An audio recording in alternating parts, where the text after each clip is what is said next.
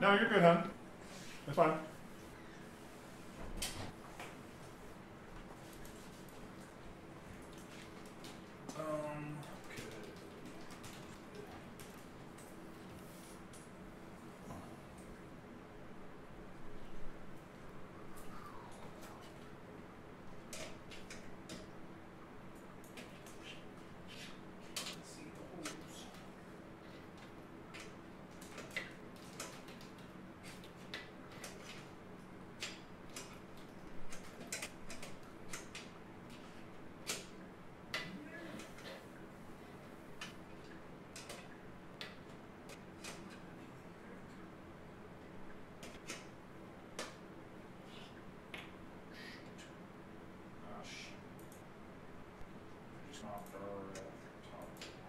Oh well.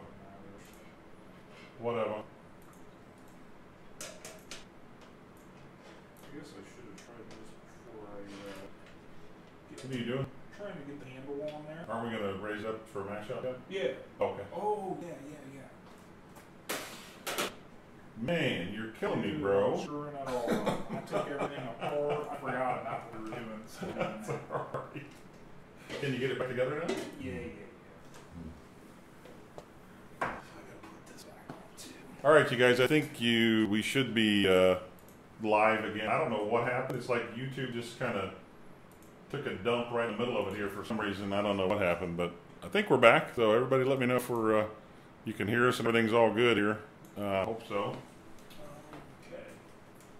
Mark is in the process of taking it apart so we can do a mash out. Stop! You're killing me, man. So I can't remember when we did this last time, Brian. Did I bust on both elements? No, I think we just did the one element and just went from there, I believe, if I'm not mistaken. And we pumped too. Yep.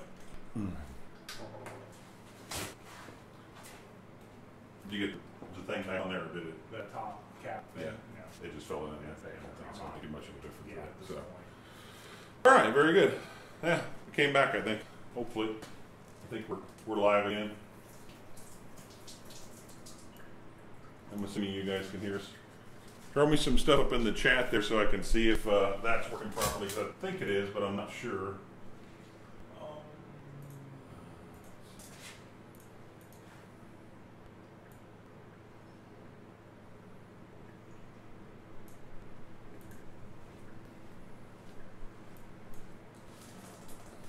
Are these brew towels over here? Yeah, they're fine. Okay, if I use one, just Yep. grab my hand.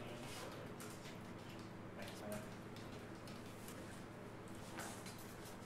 There we go. We're back.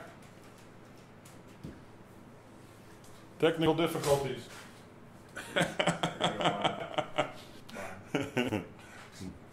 Thank you. Oh, okay. So it stopped. I didn't know when we stopped. We're just sitting here rattling on, not paying attention to whether it's still streaming or not. Yes, I think definitely you could use it with a cooler. You're talking like a cooler for a mash tun. I'm assuming that's what you're asking. Yeah, I had to switch over.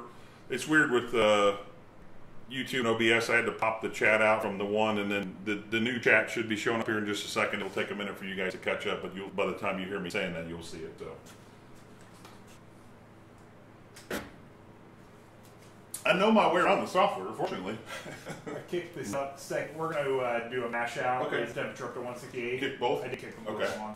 Yeah, see, I'm wondering if there's like a temperature threshold that this thing has where it Yeah. won't allow both elements to kick on. So, So once I adjusted the temperature, oh, okay. it allowed it to go on. Okay. Yeah, so you guys let us know if you asked a question in that interim of all that buffering that you didn't hear anything. The ratio on the mash was 2 quarts per pound, and that put us at like 6.75 gallons of water. Which was a lot. Yeah, it was a lot for sure. People that go back and watch the replay on that will be quite amused. There was so much water in there, Andrew, I think you might have seen from the beginning, but we had to like raise the grain pipe up out there just a little bit to be able to get all the grain in there and everything. So it was quite interesting, let's say that, for sure. Can you turn the fire on?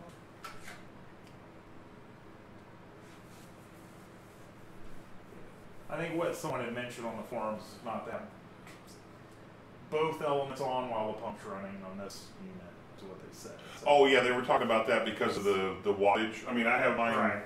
Actually, you guys probably can't see it, but I have my the system is running through my control panel, one of my pump outlets.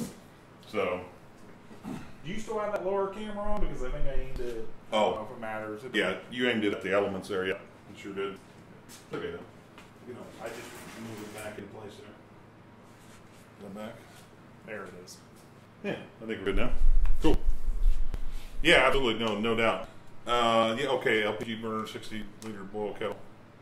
Yeah, I think you could use this as a hot liquor tank, like kind of a semi-herm system recirculating through a cooler, and do that with it just to hold your mash out temperature for your cooler, and then you could just mash out like you normally would and go into a boil kettle. Yeah, I don't see why not at all. I mean, it's basically made to hold the temperature, so that's really all you need, especially being able to recirculate through the chiller coil would definitely work. So. If I was doing this one again, I would I'd probably crank it down to maybe 1.5, something like that. Yeah. It might be a little bit thick, and the reason why I say it might be thick is because in my system, on my Herm system where I mash in with a 1.5 quarts per pound, the full volume of water saturates the grain. In this system, you have that dead space underneath of the malt pipe, as well as the area around the malt pipe that doesn't saturate the grain. So with that being the case, you might have a pretty thick mash. But I mean, I know people that do mashes of like 1.25 quarts per pound in like a regular mash done for a Herm system. They don't have any trouble. So, it would be a toss-up. It might be, I might do, 1.75, something like that. I have to toy with it and see. Yeah. One of the things, Beersmith, when I was adjusting the recipe, because I have, in Beersmith, I have it set for 8 gallons is the max volume of the vessel itself. And when you go to a certain point where you're putting grains and water and all that stuff in there, it'll actually turn red and tell you, whoop, you're out of space. Nice. So it will tell you. Yeah, so I think I would definitely lower it down some. I might not go all the way down to 1.5 because I think that would get pretty thick mash. Yeah, and this type of water calculation is all new to me because I brew in a bag. I do full volume. I've always done full volume, so I have to calculate the entire amount of water I need to leave exactly what I need for pre-boil. Right, because you were doing no sparge at all, right? Well, depends. A little bit. Yeah, maybe. Yeah. They class. Some people call it no sparge, but the brew and the baggers get a little finicky about that terminology. But basically, our sparge was done by ramping the temperature up to 168 and just moving the grains around in the full volume of water. So. Yeah, exactly. Yeah, Leo, the other stream, I don't know, it ditched us for some reason, so I couldn't get it. I tried restarting everything on that stream, and it wouldn't come back, so I don't know. So I had to switch over to the other live stream option on YouTube, because they have 2 different ones. They have an event where you can schedule one, and then have one where you can just go live. And so rather than go back in and trying to reschedule the event, do all that stuff, I just went live on the other one. So it's all because you showed that picture of that evil. Yeah, it was the drop bear. It was the drop bear. Sabotage the whole thing. See what I get for saying that? That's what I get. Cheers.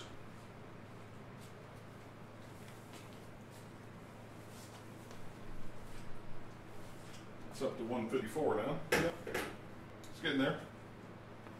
We're circulating pretty good. 156. Just jumped up. Yep. Cool. Awesome. Yeah, no, I think we lost about everybody on the stream on the other one. Whenever I finally got around to seeing what was going on, I think there were like 2 people that hung around. Thank goodness for those people. We'd never known we weren't live. Yeah. We'd have kept blah, blah, blah, blah, blah. Why is nobody chatting with us? We'd figure it out eventually. So thanks for making it back if you came back. Yeah, thank you.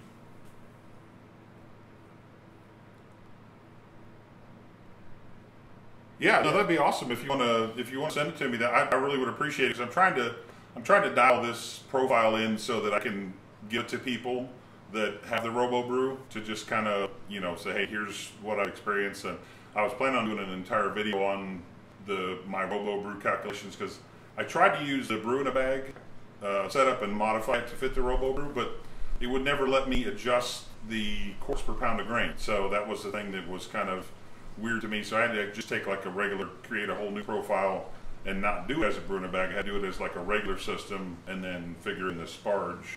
So like this, according to this recipe, I'm going for 5.5 gallons on this because of the fact that I'm doing the dry hopping. Right. So that was the other reason why I had so much water. I got you. So I tried to back off the quarts per pound so that I could get enough mash water, but then still wind up with the full volume to boil. So yeah, even though I'm giving you grief about it, it's cool to try. You know, see, hey, if I want to start with 6 gallons of water, how much grain can I get in there? And there 13's probably pretty close. Yeah, I mean, if you're by yourself. yeah. If you're by yourself with no cameraman, for sure. All right, I like it. Yeah, we're all doomed. Oh, by the way, if you want to send that spreadsheet to me, send it to me over at Brian@shortcircuitedbrewers.com, and that will be great. Nice. And the recirculation sort of conversion, it can, Mr. Bill. You know, I want to do some testing on that because I think some people have done some testing on shorter mashes and stuff, and I think a lot of that comes down to the enzymes and please, I'm no expert on this. I'm just telling you what kind of I've read here and there, hit or miss. Hopefully we don't have any sparking. We are planning on sparging. We are. No sparking, maybe sparging. Yeah, hopefully. I'd like to do some testing on the recirculation, or on the conversion in the recirculation, but I know what a lot of that has to do with is the enzymes that are in the grain and how quickly they convert based on the chemical composition and temperature of the water. That's like real high level. Then your water profile comes into which water sciencey stuff is way above this brew. Well, but I know enough that all comes into play there too. Then. Yep. And I've just started getting into it more now. I mean, I've been adjusting. I've sent my water out for a lab report. I've been doing adjustments in my water for a long time and saw a really big difference, especially in my hoppy beers. And then I'm just kind of delving a little bit more and more into it all the time now to see, to try to figure out more stuff about it. And, this is actually the first batch that I've ever done with 100% distilled water. So I built this water from distilled water all the way up to a pale ale profile that was in brewing water. Almost exactly. I left a little bit of the chloride out because of the fact of trying to get all the chemical, because I put quite a bit of stuff in there. I don't know if you guys heard from the beginning, but here were the water additions on 100%. That's what I'm saying, Trent. What's that? Where's the pizza? Right. I had a granola bar. The pizza's synonymous with the here. All right, so here's what I put in the water, and this is just in mash water itself. 1.7 grams of baking soda, 170 milliliters of lactic acid, 2.7 grams of Epsom salt, 4.8 grams of calcium chloride, and 6.8 grams of gypsum. I said grams of calcium chloride, didn't I? I think so. Yeah, so I pretty much built water from the ground up, just trying for the first time. I've never done it before. So this is one of those things where we experiment with how much water we can get in there. I'm experimenting with building the water from the ground up. So nothing like 2 experiments at once to completely blow the whole thing. Experimentation is what makes it fun. Exactly. The pizza. You guys laugh. I was shopping this morning and actually found a new, hey, Christian, what's happening? Yeah, no doubt, lots of water modification. I mean, it was basically just building it from the ground up. So I've been thinking about doing an RO system, and that was one of the things that I want to do is look at, can I buy water and brew with it for cheaper than what I could put in an RO system? I don't know. And that's why I'm really interested to taste that ESB we did, because I brewed that recipe a ton of times on my city water, which I've always been told is great for brewing for the most part. Yep. So I'll be interested to see if I can tell any kind of difference in it with your water adjustment. Yeah, because we diluted my water for the first beer that we brewed, and I wanted to brew a beer on this thing that he had brewed before and knew how it really tasted, and see what, and I knew what his he knew what his numbers were as far as efficiency and all that stuff goes. So I wanted to see if we could get the efficiency out of the system, number one, and then number two, if we could affect how the final beer tasted based on those additions that we made. So we did crank up the sulfates in it quite a bit. And I find that that really helps accentuate the bitterness on the hops. When I first started brewing on my system, without doing any kind of water additions, I just found my IPAs were like a little flat, a little like, they didn't have quite the bitterness. Like, I mean, I calculated like 90, 100 IBUs, and I'd taste it and I'd be like, man, this tastes like 40 or 50. And then as soon as I started making some water additions, a little bit of calcium chloride, a little bit of gypsum was the first two things that I dabbled in. Boom, I mean, the bitterness was on point, so. I am definitely a big fan of water additions. We're getting there.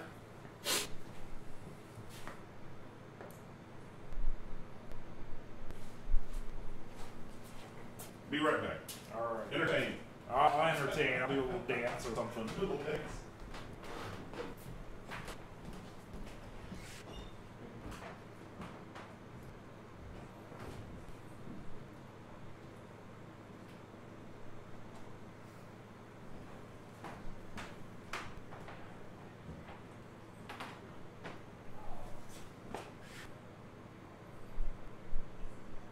Fair amount of yeast in the bottom of these bottles.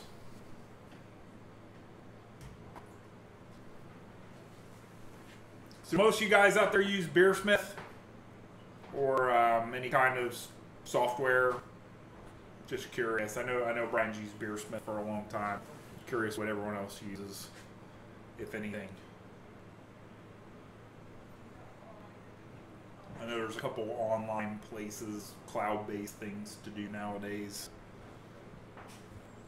Hey, Mark. Yo. Pizza Hut compatible with you? Oh, I won't say no to any pizza. Okay. I'm being, you know, I gotta hold my reputation of having pizza when I'm brewing, and then, you know, especially, yeah. I'm being shamed now because I'm not feeding the help, so. I did leave my wallet at home, though. Oh, don't yeah. We're going Dutch today, ladies and gentlemen. Are you guys still seeing us? I hope you are.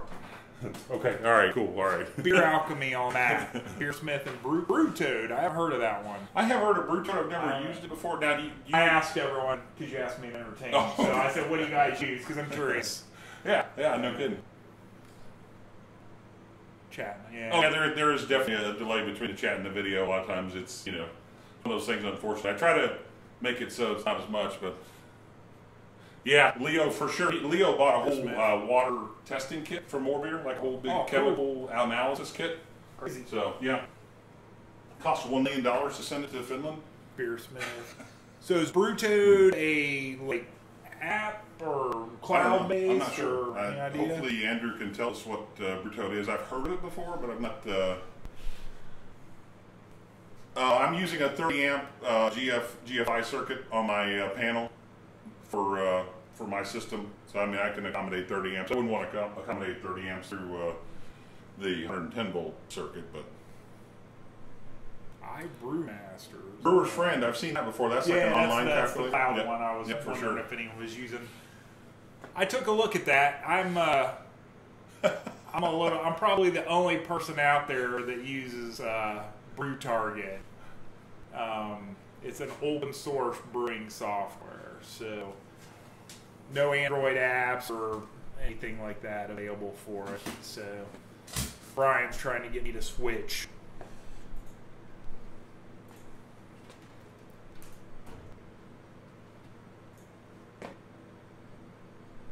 Brew Toad is a website then, so it's a cloud. Okay, gotcha.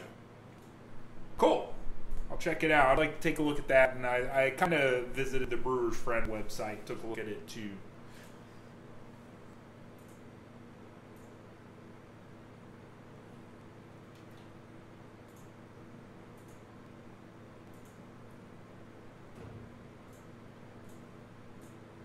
Oh, come on, man. Sweet Christmas. Here we go.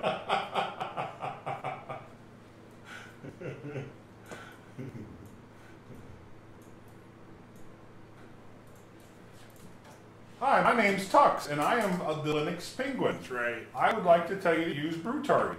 Please use Brew Target. It is a Linux app, and it works very well. It does all right. I had to do that. I'm going to get the developers for Brew Target on your show. Yeah, right. Exactly. I will. Get them on there. I've talked to them before. Get them on there. I've asked them questions before. Notice Brew's Friend. Yeah, Brew's Friend working better. I got you. So BrewToad is online. Okay, I got you. Yeah. Now, what does BrewToad? What is that? Is that a water calculator, or is it just like a complete brewing recipe creator and all that stuff, or what? What's the deal with that? Mr. Bill, you're the man. The man. I love it. I respect Linux guys. I have to bust his Yankees every chance I get. So I'm a Linux guy. It seems like Linux brewers use Brew Target. Funny how that works. Too funny. Yeah, it looks like we've reached our temperature there, Mr. Mark, Mr. Linux. No, the ROBOBREW controller does not have a timer on it, or if you need to keep track of times, you got to do all that yourself. The only thing it does have a timer for is like if you want to set a 12-hour timer overnight to have it bring the water temperature up for you before you wake up, it will do that. That's one of the things that the Grainfather does. It has a whole app ecosystem with recipes and timers and all that in there. And, you know, but for me, being a simple brew and a bad guy, is the $600 price difference between those two units worth that app system and timers? Yeah, I mean, to me, it's not. I mean, for some people, that's going to be like, yeah, I want to sit upstairs and watch, you know, some football and be able to control my brew day while I'm on my tablet. That's not me. Yeah, I mean, speaking of that, did you set a 10-minute timer? Oh, I didn't. No, I'm pretty sure. See, I'll we're do both it. messing this up. No, it's good. Man, what in the world am I thinking here? We just reached temperature, so we need to do 10 minutes. Yeah. See, between the two of us, we'll have it all jacked up. Between the drop bears and the zombie dust. Right. Okay, so yeah, so that's a good point. Let's set it for like 7 minutes. Yeah, the mash out raised temperature is a 10-minute ordeal. Let it recirculate for 10 minutes.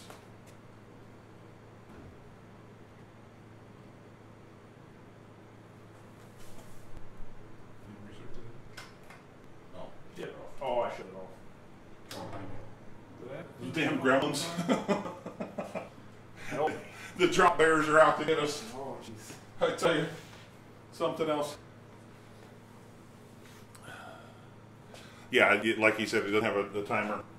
I would imagine it's probably something that Cake King will look at doing, because there's so many systems out there that have timers and stuff on them. It wouldn't be a bad idea to have it. But like I said, if you use Beersmith and the mobile app, which I mean, it's not a commercial for that, but you know, it's like it works very well. With the simple additions we're doing today, I just use my timer on my phone, really. And so. you wouldn't think that with the programming and everything in there, it would be that much more. I mean, not $600 more. Yeah. To me. Yeah. You know, to have that functionality built in there.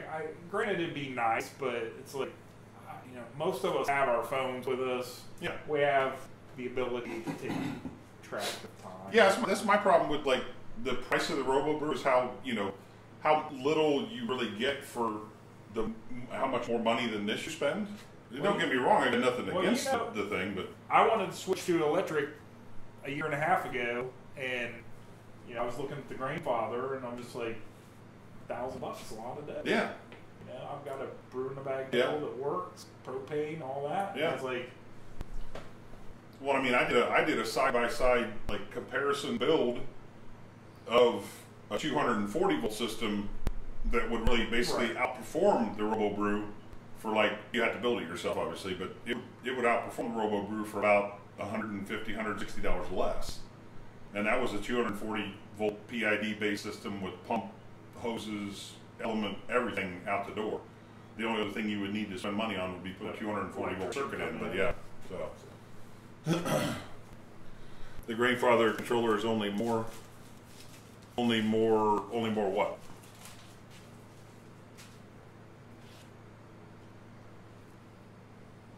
I had thought about maybe trying to make controller for this, a PID-based controller for this. Okay, $150 more. I got you. Now, according to what I've seen, I don't even think they sell them with the basic controller anymore. I think they're just going all to the Connect controller, from what I understand. And somebody did bring out a good point on that too, which it's not really a huge ordeal, but like today when we ran all this warp stuff down the side of the system here, yep. If the Grainfather controller was on there, it would have been right in the path of that hot flowing liquid. Yeah. Whenever it came over the site. Yeah. Not that you want to overflow it every day, but crap happens. Exactly. As you and I both know. Yeah, exactly. Yeah. Yeah. See, yeah.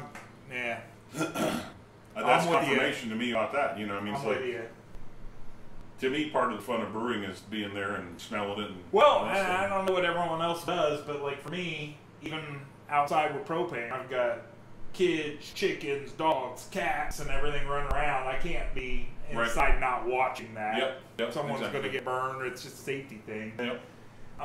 And then also too, you know, if you, like I find with my brew day, not as much when I'm doing the live stuff, but if I was here by myself, not talking to anybody, I would be, you know, sanitizing my fermentation vessel, you know, cleaning stuff up, getting ready, and then whenever you're waiting to come to a boil, you're cleaning, you're dumping your grains, you're cleaning out all that stuff. So, you know, it's one of those deals where. Speaking of that, what are you going to ferment this in? That glass. Okay, I was curious because we were just talking about you didn't get time. Yeah, I didn't get time to keg the cherry saison yet. A mop bucket. That we're going to do open fermentation. Open fermentation. Wild yeast. Mop bucket. I do not. I will see if I can find one. I'm assuming. I would imagine, and I have not checked, but if you guys, anybody that has a ROBOBREW, and I would have to tell you, the guy's channel is phenomenal when it comes to the ROBOBREW. Pretty much any question or any process or any procedure that you have on the ROBOBREW, if you look up on YouTube David Heath, this guy has got like his whole channel is dedicated to the Grainfather. So if you guys want to know anything about the Grainfather as far as anything, I mean, and I would say I'd have to say probably he's a fanboy, which, you know, that's okay. But if you want to know anything about the Grainfather, go check his channel out.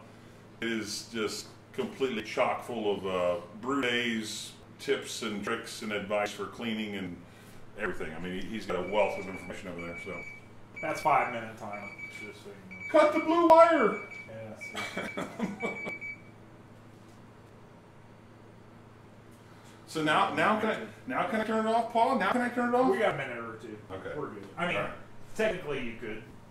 Doesn't matter. The temperature was. You had to get all technical on me. I know. So, I was just thought, not to backdrop what we were talking about before, but those of you that were using the cloud service, like Brewer Friend, Brew Toad, all that, sorry, I need a star on the floor. Nowhere to stand. Does it allow you to export when you build recipes there? Does it allow you to export them so you can save them yourself, or you totally keep all your recipes in the cloud? Out of curiosity. We are after mash. We brought the temperature up for mash out at 168 degrees, so we're getting ready to pull this out and start the sparging process. And when we do that, I'm going to go ahead and I've got like probably about 5 gallons is the minimum I can put in my boil kettle. So I'm going to crank on my system and get the sparge water, rinse water, whatever you want to call it, heating up to 168 degrees. It shouldn't take too long with that 5 gallons of water. It shouldn't take too long to get heated up by the time we get ready to get everything drained out. It shouldn't be too bad. All right, let's go. Let's do it. Pump off. Oh, should be off. It's not.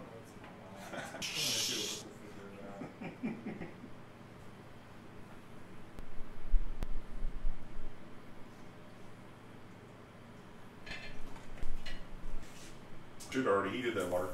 Too busy running my app. Yeah. It happens.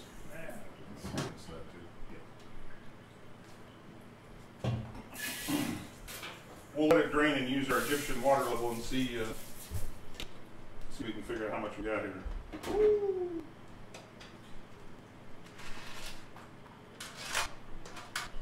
Yeah. Let me try to move this back a little bit so we don't get it.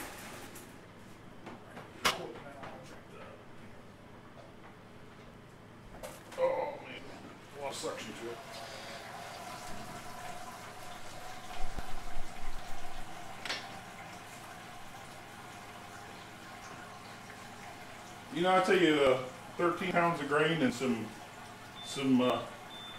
liquid doesn't seem like that much, but whoo, man, this be heavy.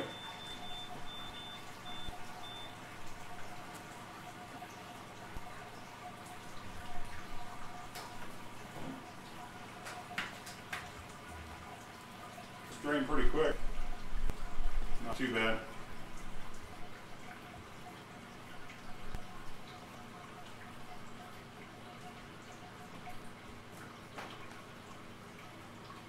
Alright, so I just bumped the temperature up to 225 and turned both elements. go ahead and open that All the the valve in and let's see. I'll put my hand over so it doesn't come flying out of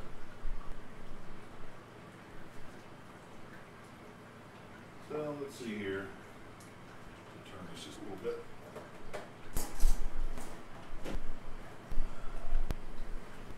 Let's see if we can see this here. oh, it smells good.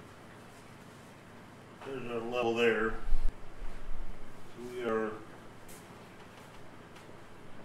right at 5 gallons. Not too bad, pretty close. Yeah, it's right at 5 gallons. So it looks like my profile that I did was a little bit off, not too bad. I could probably drop down on the yeah, right. I could probably drop down on the, because I added some water to a mash tun dead space in Beersmith to try to compensate for some of the grain absorption. So I could probably cut down on that a little bit because according to Beersmith, we were supposed to wind up with a little bit less than that, I think. Double check and make sure.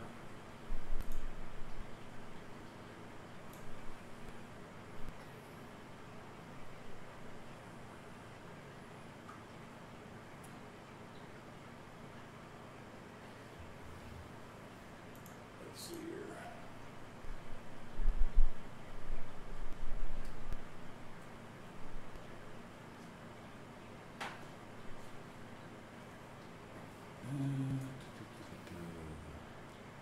Trying to see if it tells me exactly how much to expect here. They are off. Oh yeah, the watermarks are, Yeah. yeah, for sure. They are. If you can see those black marks on there, those marks are what the actual measurement is for sure. I was just looking at that. As a matter of fact, I'll show you again here. Let me check it a little bit more. So if you can see, there are the marks on it.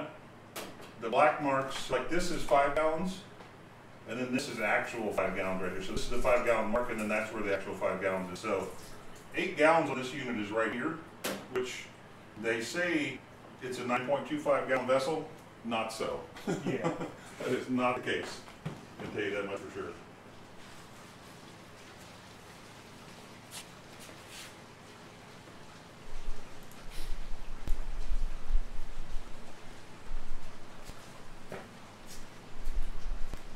I did talk to ROBOBREW and they are working on that. What's that? You got water heating up there? Yeah, I do, yeah. Oh, cool. Yep. Between the two of us, we'll get this done. Yeah, right, exactly. Yeah, so we're 5 and What did you probably, enter? probably about 5 1/3 gallons. What did you enter in for the boil off rate? Did you adjust it? Yeah, I dropped it down a little bit to like 0.7, I think it was, because we had it at 0.8. My brewing software, I think I ended up adjusting it up to like point, yeah, something like Yeah, that. because we thought it'd be about a gallon boil off in the beginning. Kendall, I'm going to show my lack of knowledge here. What is a reiterated mash? I'm sorry, but I don't know what that is. And maybe that's poor on my part, but I'm just going to tell you I don't know something I don't know. So what is a reiterated mash? And maybe I know it by a different term.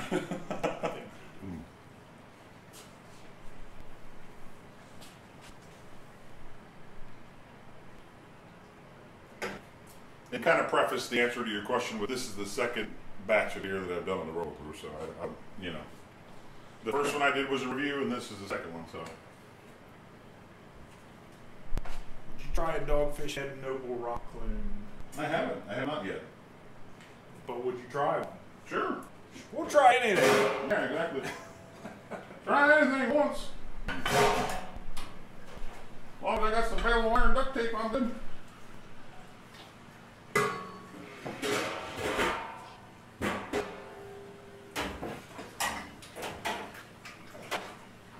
So how much sparge water do you think we'll need then? I had calculated originally for like 2 gallons, but I don't think we're going to need that much because we're trying to go for a 5.5 gallons in the fermenter. So we need probably about 6 gallons a pre-boil or post-boil, because there's about a half a gallon of these behind. Yep.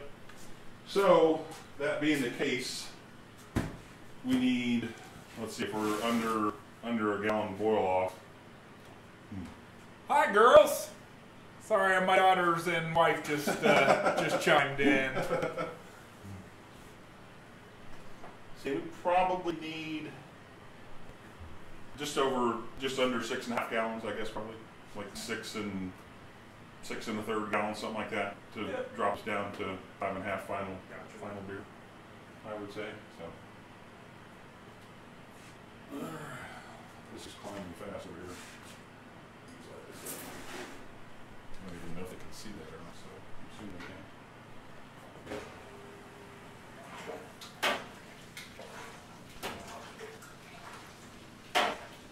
can. Right, girls, say hi, Mr. Brian. Hey, everybody. Right, family. Doesn't take long to heat 5 gallons of water up in the old 240 volt system. That's sure it's like 145 right now. So that's sweet. Yep. Where's my picture at, Mr.? Here it is. There's my picture. All right. So we'll let it heat up a little bit more and we're good. Basically, do a double brew. You brew another beer using. Oh, okay. Water pop up your gravity. You can use some DMA. Okay, I got you. Yeah, so it'd be. Is it almost like a Partagal? Is that what he's saying? Yeah. Double brew. You'd brew another beer using the wort again. Yep. Like a Partagal. Okay. Okay. Yeah. So yeah. Sorry, I didn't understand. I didn't realize the the reiterated mash was a Partagal. No, I haven't tried. I mean, you could do that. I haven't tried it on this. Like I said, this is the second beer that we brewed on it. So as far as that goes, that's pretty much about all I've done so far. So maybe in the future we'll explore something like that. We'll see. Yeah, I've done that. I've done that with when I've done Russian Imperial stouts. Like I've used the and did a brown English ale, mild or mild or something afterwards with the same grains. Brewing's going okay. We've had it's been a little bit of an experience so far. So, Liz, since you're out there, my wife's a veterinary technician. Have you ever heard of a dangerous creature called a drop bear?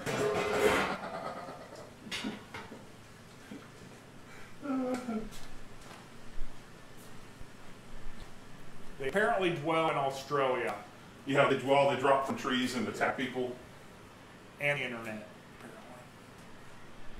Yes, Tim. Actually, I did get the results from the Trub Trapper, and I was waiting. There was a little bit of a snafu, and I didn't want to say a whole lot about it, but Denny Kahn was in Chile. And when he got back, he was just completely exhausted, shall we say, and wasn't able to do the podcast. Yesterday evening, I was on the podcast with the guys from Experimental Brewing.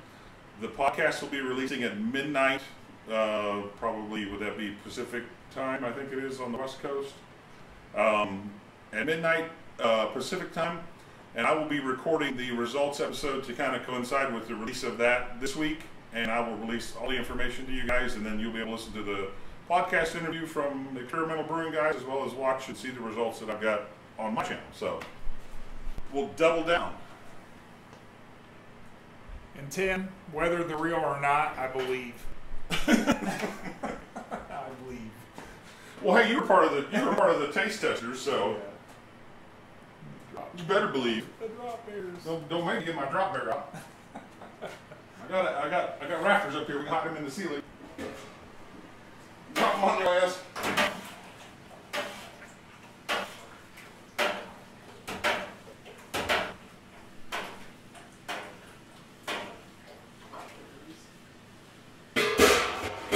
Lots of steam.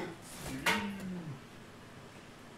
course, whenever I bent my element up so that I could get the trapper underneath of it, I lost probably an inch or two of space above the element, and now like 5 gallons is right there almost at the top of my element. That's why it's steaming so much, is because the element is submerged by about that much water. Alright, why just tell you guys and I can show you? You can see in there it's not going to fall off the lens, I'm sure. Maybe you can see down in there.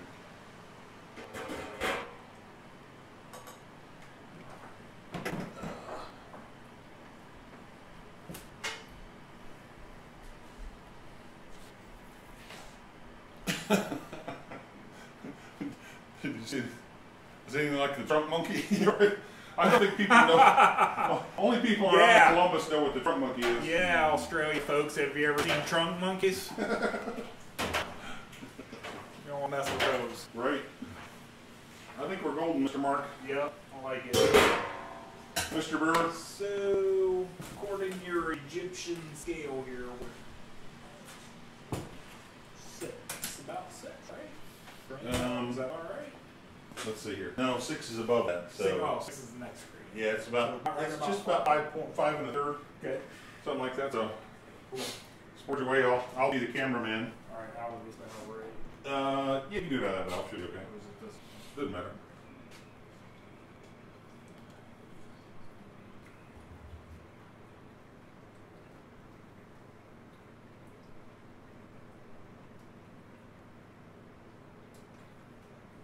I'll do that the other valve. If I can get the picture over there. Just turn it. It's not that heavy. Spin it? Yeah, you should spin it.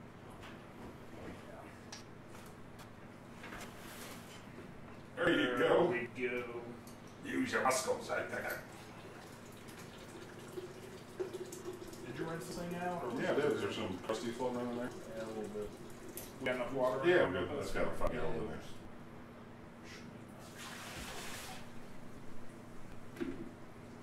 I rinsed it last week after I boiled that cheese, huh?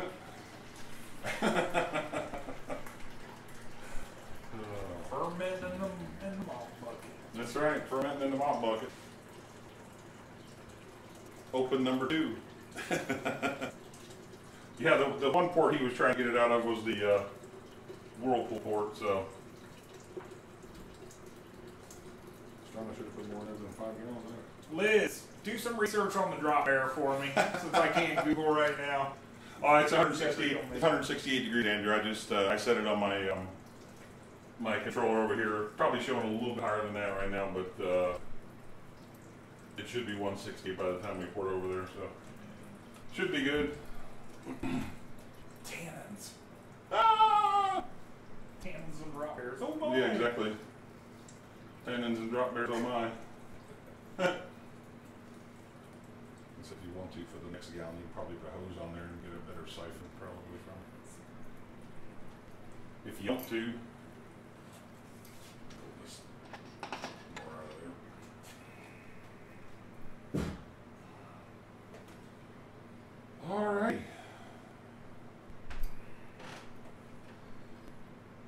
So you're figuring we need 1. Yeah, 1 a little bit probably. There's some 1. Alright, cool.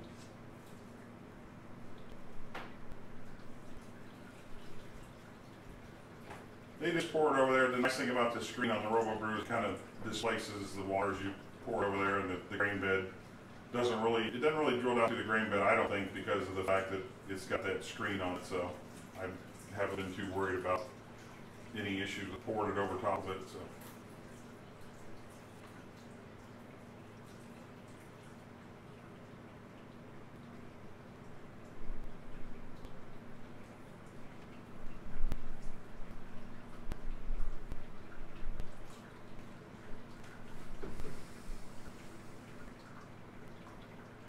Pretty good. I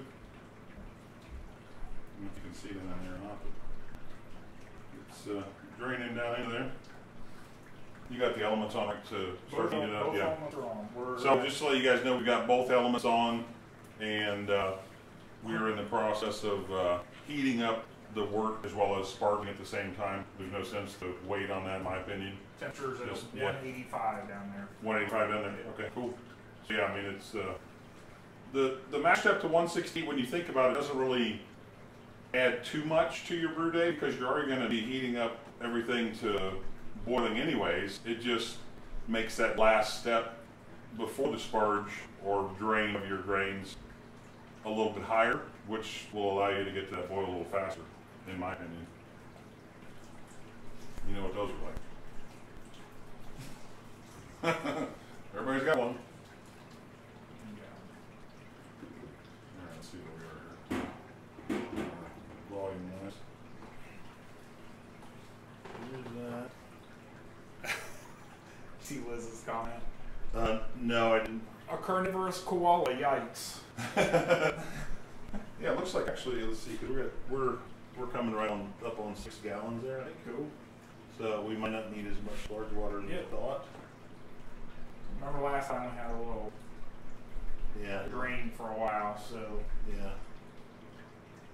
There's 6 gallons right there. The hose was a little longer. To be able to line it up with the marks a little better.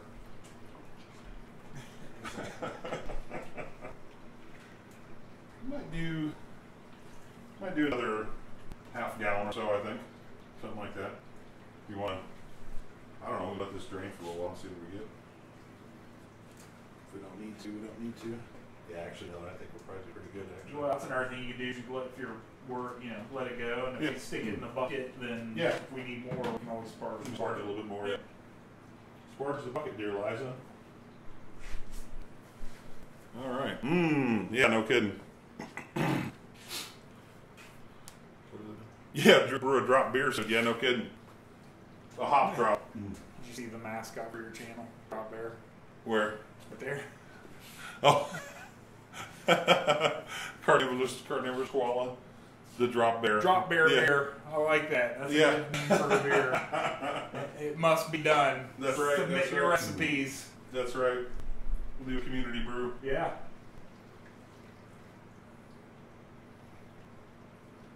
What would a drop bear brew taste like? Yeah, right. Ooh. I don't know, man. The spoon I was going to push on the screen a little bit. Oh. It's going to push on the screen a little bit. Oh no! We're squeezing the grains. No, you're squeezing tannins. Oh no! You're squeezing tannins. It's kind of squishy though. The tannins are. Yeah. I can feel. They're screaming. That's a common misconception, by the way, of people that do brew in a bag stuff. Like if they say if you squeeze, hey, do brew. If you squeeze the bag or put some pressure down on the grain, you're going to extract tannins out. Tannins don't come from pressure. I mean, unless you like pulverize them in a blender or something, put them in there. But as far as tannins go, they don't come from pressure like that. They come from temperature. So, hey, the stream has reached the Netherlands. Awesome. Sweet. Awesome, awesome. We are just above 6 gallons now. Let's pour off. Let's do another half gallon there. All right. We ended up with don't forget when we put this in the bucket between the time we got the boil we got we got a little more, didn't we? Okay. Quite a bit. It's up to you. Yeah, that's fine. You're the man. This is your brew. I'm just here to eat pizza and drink. Provide moral support. Yep.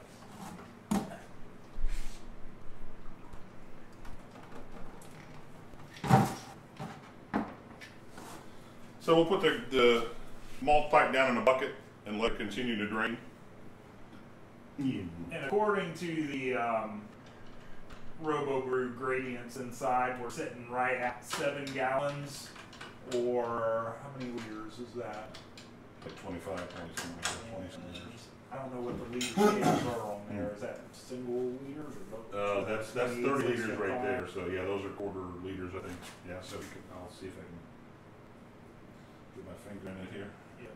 Show mark. I don't know if you can see.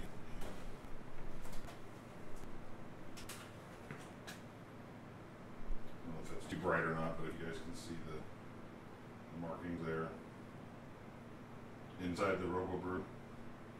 the 7-gallon mark is just right at that line, and we're not anywhere near 7 gallons. So just kind of an idea of what's going on there.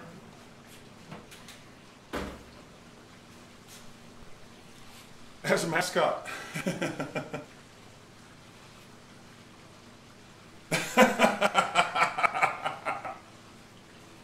Oh, we're not going to get into the budgie smugglers again, are we? Oh, no. We've gone back there. We've gone from the Netherlands to the nether regions. Oh, gosh. No offense to the Netherlands. Oh, my Lord. We got off on that tangent one day. 197.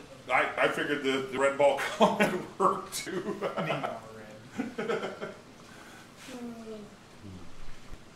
Let's turn this off. This will probably add a little bit of volume back as well. Taking the hose off and dumping it in. Oh,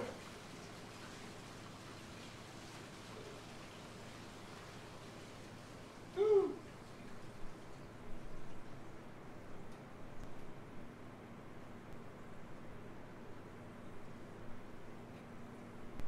Quiet.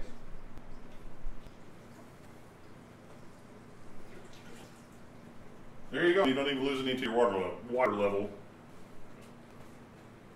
He's the host of my lovely assistant. Clean up aisle 2. Yeah, so that's actually about just over 6.5 gallons. So we got pretty good. We're getting quite a bit down in the bucket. Yeah, yeah, should be good. Let's let it stir and take a gravity reading real quick. See how disappointing we'll be. See if my experiment with the water went completely right or completely wrong. Looks good and smells good. That's not good. Smells really good. Got a few green husks in there, but that's not uncommon for that kind of stuff, is it?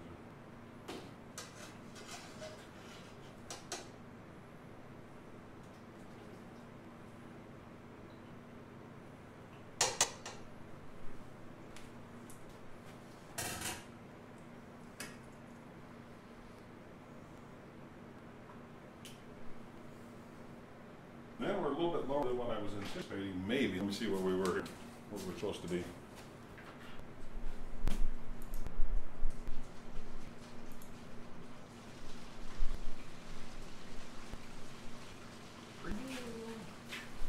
Yeah, we're pretty close.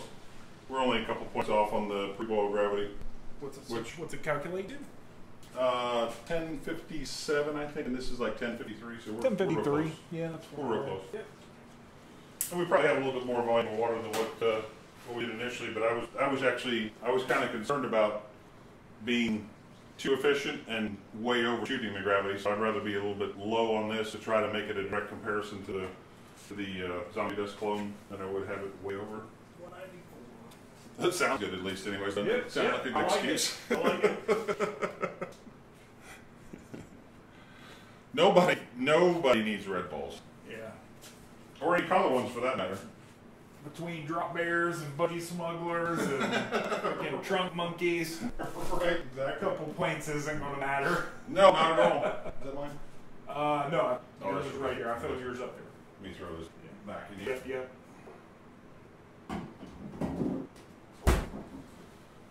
Oh, now let's see how long it takes to come to a boil. Shouldn't be too long. Taking a break. All right. Pause for the cause.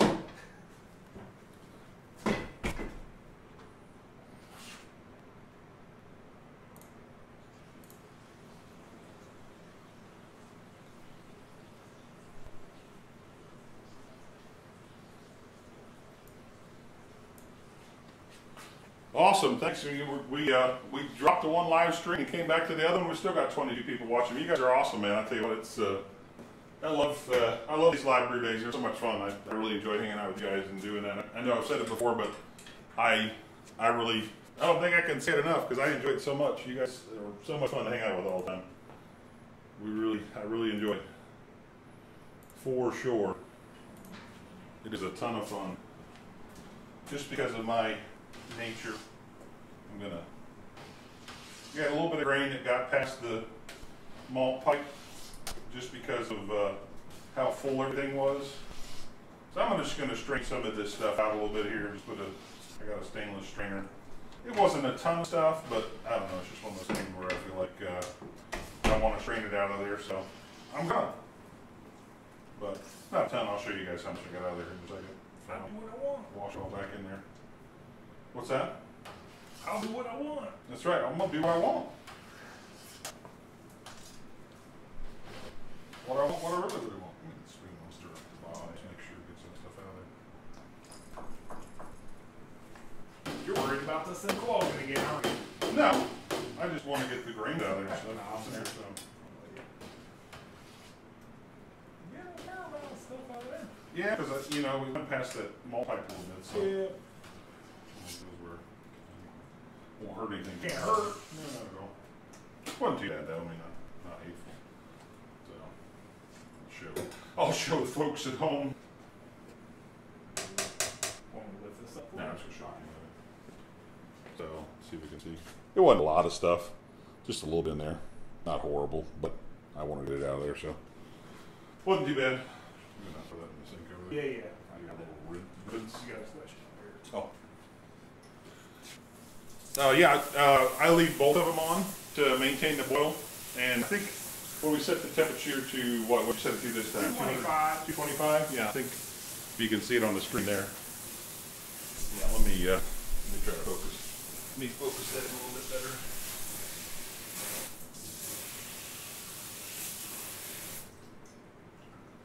There we go. Should be a little better now. Oh, went off the screen. There we go. Now we should be able to see. Yeah, probably. Yeah, no doubt. Dana from Oregon Brew Lab. I didn't send her an email saying we were going to be live. I don't know if she's subscribed to the channel or not, but I'm surprised she wasn't on. They test weed too? Yeah, they do. Goes to show what I know. What's that? So it goes to show what I know. I didn't realize that. I guess she has a license to do it or whatever. I don't know if it's just for medicinal purposes. I didn't really get into a whole lot of that. So if you send like homegrown hops in, will they test for alpha acid? Because that's one thing we've talked about before. Is like, I don't think she does alpha acid testing at all. I'm just curious. No, I don't think she does hop testing. That'd be one of the things I'd like to get with maybe Ohio State University and see if we can come up with them to test some hops. But usually it's like $100 or more or something like that. Leftover grain, do the same. Try to. Yep. Yeah, a little boil never hurts anything. The Braumeister. The Braumeister. I love that name. The Braumeister. You need to brew some beer, dude. I won't do any more voices, I promise.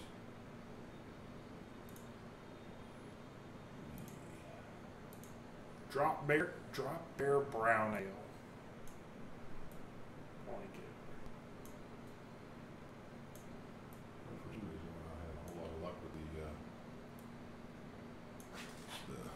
Image on that for some reason. Because I lined it up. Probably. That'd be a big part of it, I'm sure.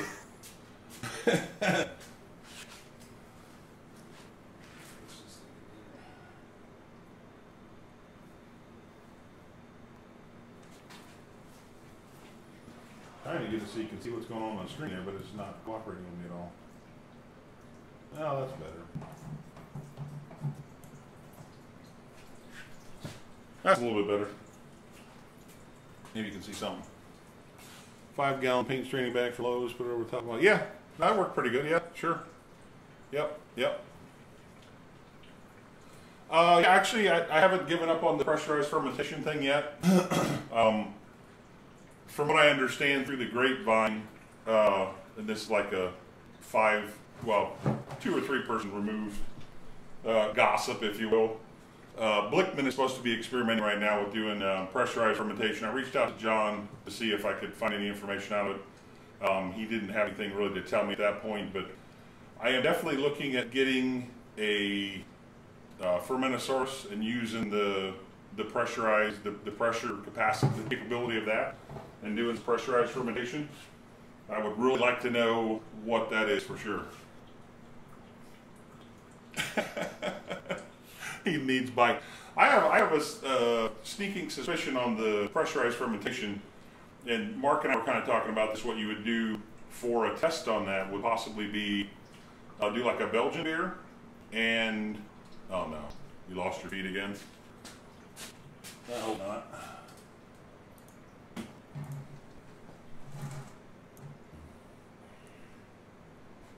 Looks like it's still streaming over here on my side, so let's see what's going on here.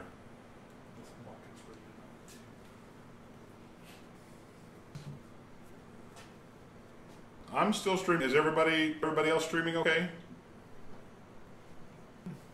I'm showing video still on my page. It didn't stop, but that doesn't mean it couldn't have happened somewhere else. So I'm still seeing video on my page. Might as well.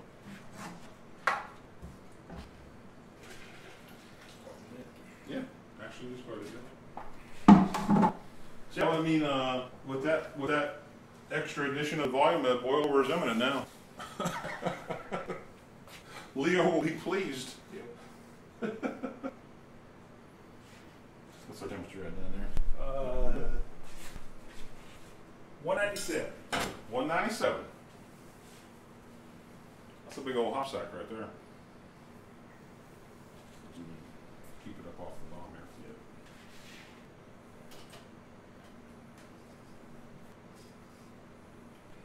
Get the thing ready to go. Have you seen the cool, Mr. Bill? homemade hop spiders where they usually use like like a PVC pipe and attach one of these hop sacks to the middle. Yeah. Brewcraft. They got one for $25. I think so you can't even build it for that, I don't think. And it's all stainless, solid stainless steel. Really? With like silicone rubber attachments on there. I think Brewer's Best makes a hop spider now. I think it's Brewer's Best. I can't remember who got it from. I think it was them. And it's like $25. It's got four arms on it that have silicone cushions on them, and then the center piece where you can attach hop sack to. Pretty good, actually. Yeah, Drop Bear's dropped on his internet connection. That's mine. Oh. Brian's trying to drink my beer again. Whatever. You don't need any more. No, just kidding.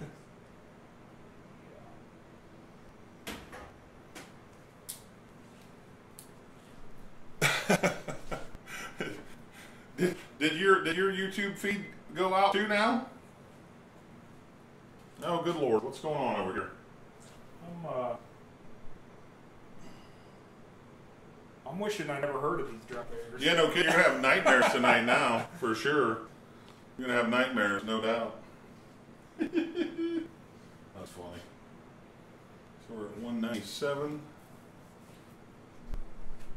It doesn't take too long to come to a boil, really, in my opinion. Probably about the same length of time that it takes 10 gallons to come to a boil on my system here. Yeah. But 5 gallons, obviously, that volume comes to a boil like, I think, 23 minutes, I think is what. Because I went back and looked at the live footage, live stream, I think it was like 27 minutes. Still on Florida. Okay, well, the Drop Bears have invaded Finland, and wherever Trent's at, I think they have invaded there as well. Tim, where are you at in Florida?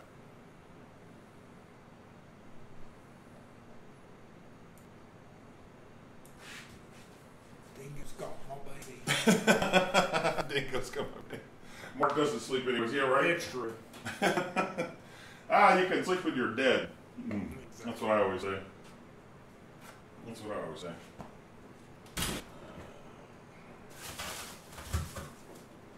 Ice in there. How are these doing? That smack pack activated? Yeah, the smack pack is looking mighty nice. It's pretty warm, actually. I'll set it over here away from the heat. Ready to sanitize our container here shortly. There you go. Little hot spider, yep, PVC pipe. That's exactly what I was telling him. Just use a all stainless steel ring clamp, and the Drop Bear got the thing. Those things are nasty. They just don't stop. I know, man. Is that like the shark eating the fish, eating the smaller fish, the smaller fish, the smaller fish? Now, what eats the Drop Bear? I don't know. What is their natural. They may not have any predators. That's right. Their reputation precedes them. Yeah, exactly. He'll drop on you. That's funny. Oh, okay. So the app died on you then? Cool. Well, not cool that you were able to restart it. Anyway, yeah, we're getting some pretty good trousing up here for sure. 203. Lots of proteins.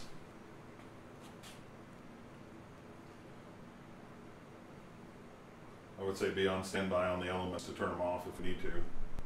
Yeah, oh yeah. We'll be alright. Yeah, leaving that filter off. Thing here, let's see.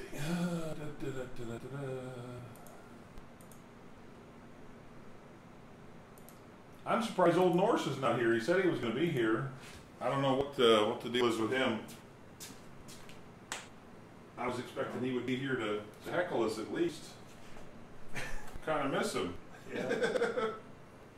Amateurs. Right, exactly. You got a kegel system, you wouldn't have to worry about all that. I love that guy. He's crazy. Yep. He's something else. Yeah, we're starting to come up to a boil there. Not too bad. I think I'm seeing it properly here.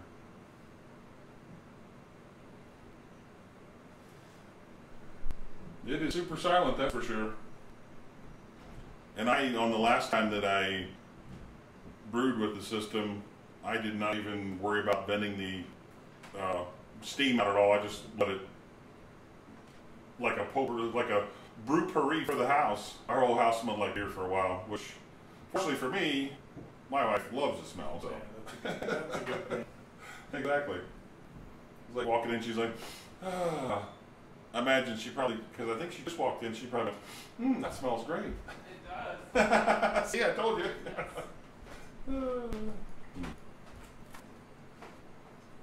Where do we tip the delivery driver? I'll let you know later. Okay. Oh my. Oh, I'm kidding around. Just a kiss is fine.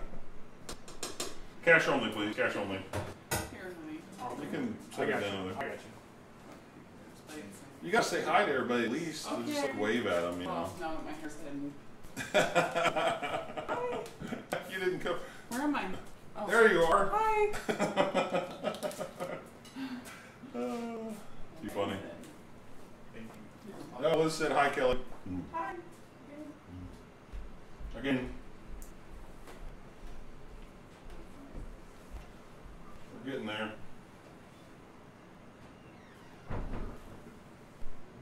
Clamp this up here somehow. Maybe see if it'll drop right down in there. Hold this for a second. Yes, sir.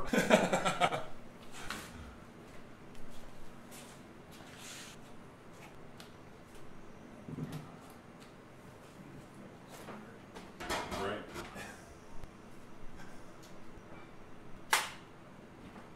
Let's see if I can drop the phone in the beer here. Dude, Did it work? you nailed it. I nailed it? You're crazy, man. Look at that. Ah, look at that. Nailed it. That's funny. Never eat the yellow snow. Yeah, no kidding. Exactly. Where the Huskies go, right? I'll see you, Mr. Bill. Have a good one. Thanks for Bye, dropping by. Mr. Bill.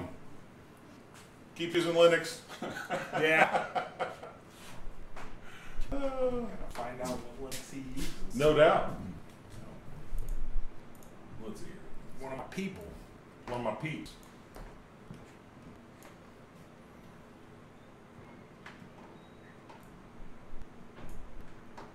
Oh, that's slick. Yeah, you can crop it. Nice.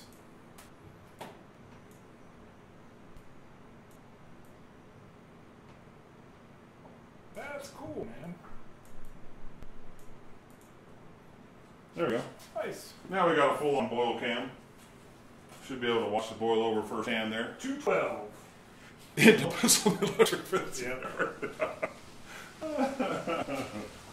Oh, too funny. Yeah, you don't want to do that. I leaned up against the electric fence one time, and that was no fun for sure. Let's flip the lid over and make our pizza serving station here.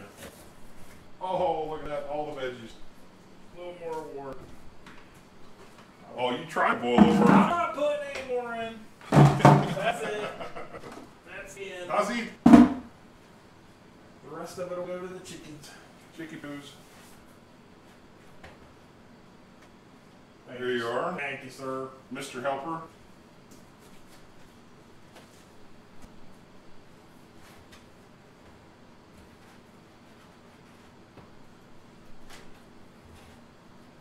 You know, Leo, this is kind of a like deja vu almost with pizza and coming up to a boil. It's almost like deja vu.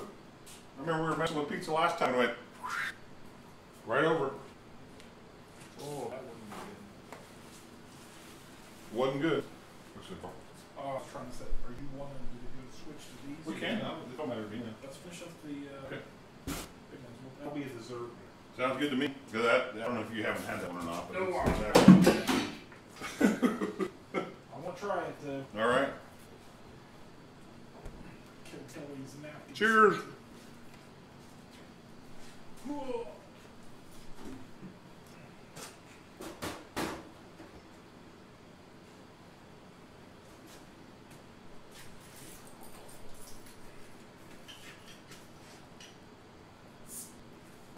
I see we're showing 214 on the thermometer down there, but we're not to a boil yet. But you got to remember the temperature sensor's down on the bottom down there, so it does make a little bit of a difference for sure. Thank you, sir. Boil over time. Stop it. Yeah, exactly. Yeah, you get a bird's eye view this time. Exactly. Yeah, you get to watch firsthand this time.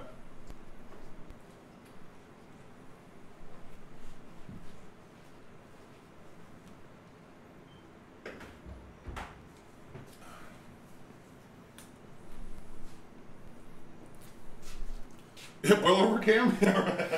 What is this madness that you speak of?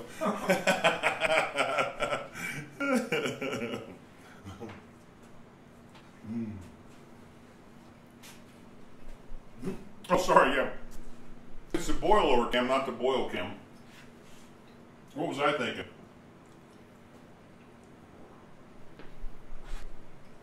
Again, I want to tell everybody I appreciate everybody hanging out today, having a great time. It's always a blast. Always a blast. You got a little. It won't seem like much to some people maybe, but it was a good day's worth of work. I'm gonna show you guys what's coming up soon.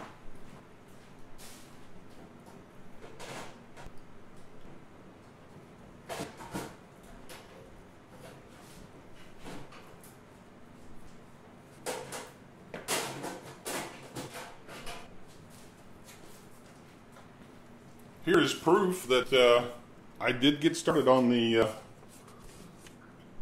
control panel build. Got all the components in place. Got everything, all the high voltage stuff wired up. So it is underway.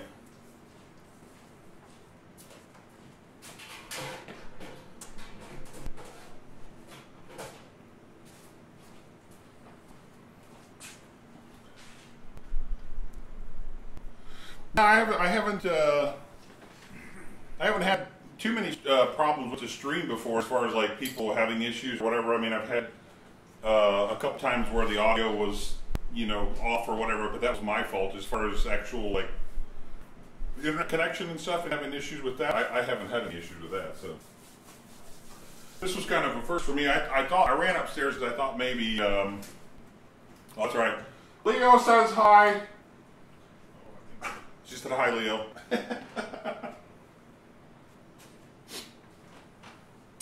So yeah, I haven't had too many problems with the stream as far as like the internet connection goes. So I don't know. That's the first on me. I haven't had too many problems. Uh-oh. Starting to blow. I see a burl. Starting to burl. There it goes. through. Run away.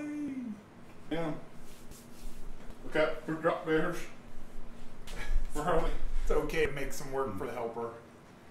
Yeah. The helpers always get stuck with the cleanup anyways. No, man, I worked on a construction crew before, and when I first started on there, that's all I did was clean up. Oh yeah, we're boiling, man. So you want me to double check you on your hops additions? You can double check them. 1 ounce. Just 1 ounce. All right, sure. You can double check them. All right. Woo! You smell those bad boys. Hang on. Since I don't brew with Citra. Hang on.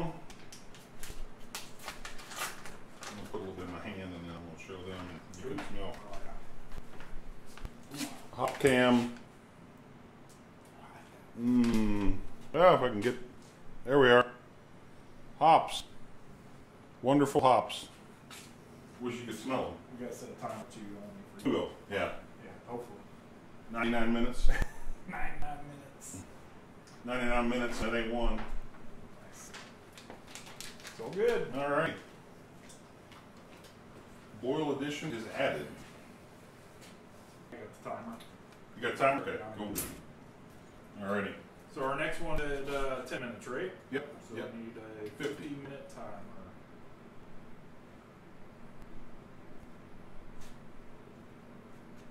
There we go. Looking good now. Timer is set. Awesome. Woohoo! Yeah. Famous last words. I see a whirl. Smell-o-vision activate. Yeah. The funny thing is, the last time when we brewed on this thing, it didn't really have much of a. It didn't like try to boil over, and I don't know if that's because the elements are lower power on the bottom or what, but Yeah. I don't know. I mean, it didn't have a lot more protein on top than that, really, from what I remember.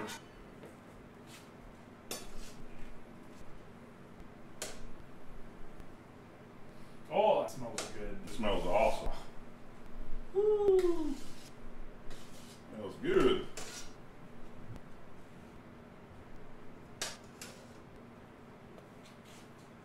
I'm blocking the view.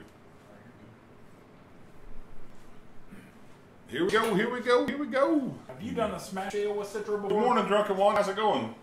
No, I have not done a smash with Citra at all. No, I haven't. I sure have not. Do a little, Good morning. doing a little zombie dust clone on the ROBOBREW here. Got the little baby brewing system behind the granddaddy here. Or in front of the granddaddy. For sure. Mm-hmm. Oh, good.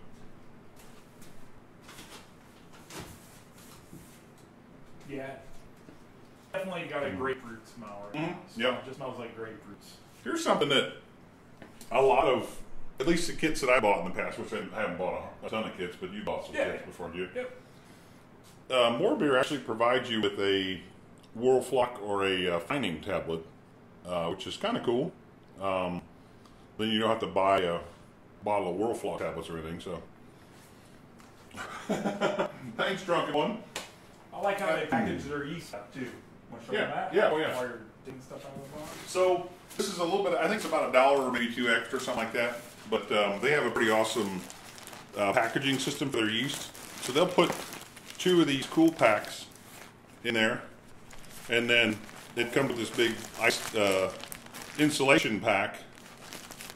And they ship the yeast separately. Well, actually, it came in the same box, but they shipped the yeast stuffed in this pack in between the 2 ice bags. So it was only 1-day shipping, but when I got it, I mean, the yeast was ice cold. So You got something else in there too. yeah. Oh yeah. Yeah, and then for those of you that bottle, the kit also comes with corn sugar, which I suppose, you know, if you want to do, if you want to crank up the ABV a little bit, you could just pour the corn sugar in the bowl. Dry it out a little bit. We're boiling. Yeah, For sure. nice boil. Nice boil. Yeah, awesome. Thanks, Drunken One.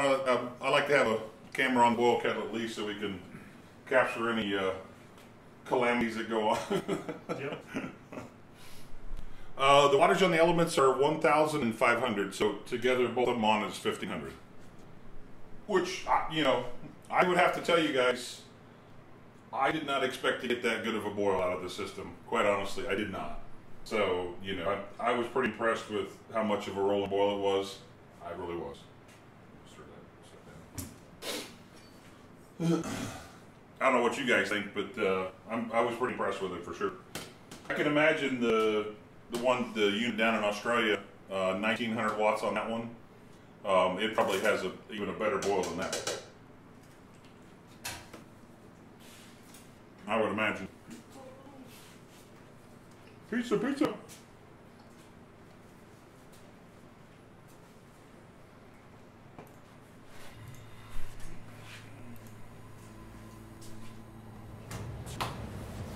Oh, the AC finally kicks on. We get some actual noise now.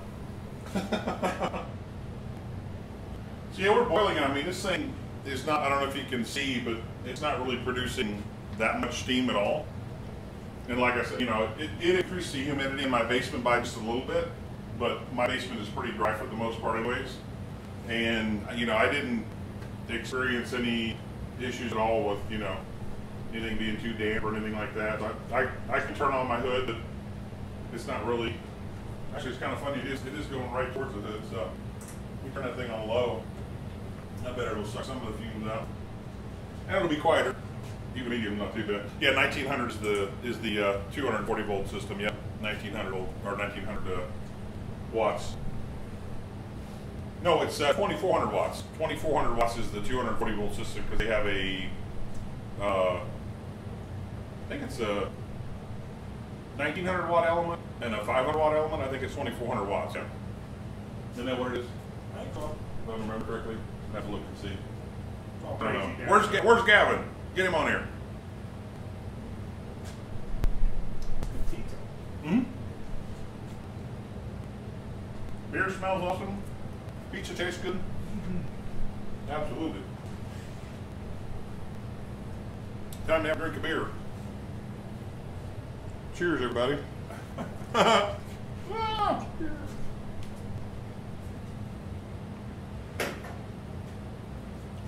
Said I'm getting the drop bear to put down on the screen. I'm gonna have nightmares. I don't even see that thing again. Drop bears, run for cover. Thanks, Australia. Right. Thanks, Aussies.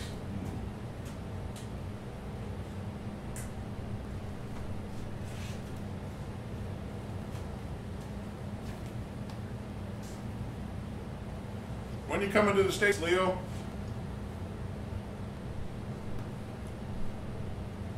Okay, 10 amp outlet here is the 240 volt stand. I got you. Yeah, that is a zombie dust. It's very good, really good. You've had it before, Liz. It's been a long time ago, though. You'd like it. It's really great fruity. Yeah. You dig it. Yep.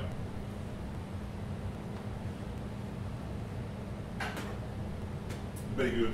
You'll get some of this, so you'll get to try it. Yeah, exactly. Get to try some of the cone at least.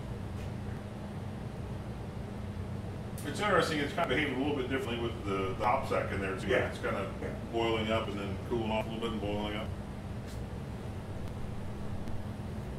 Is what, Mike? No, this is Mark. Oh, yeah, Mike without my beard. Yeah, right.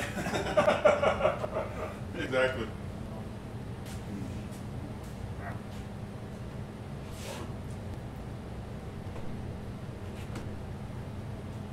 Feed the help.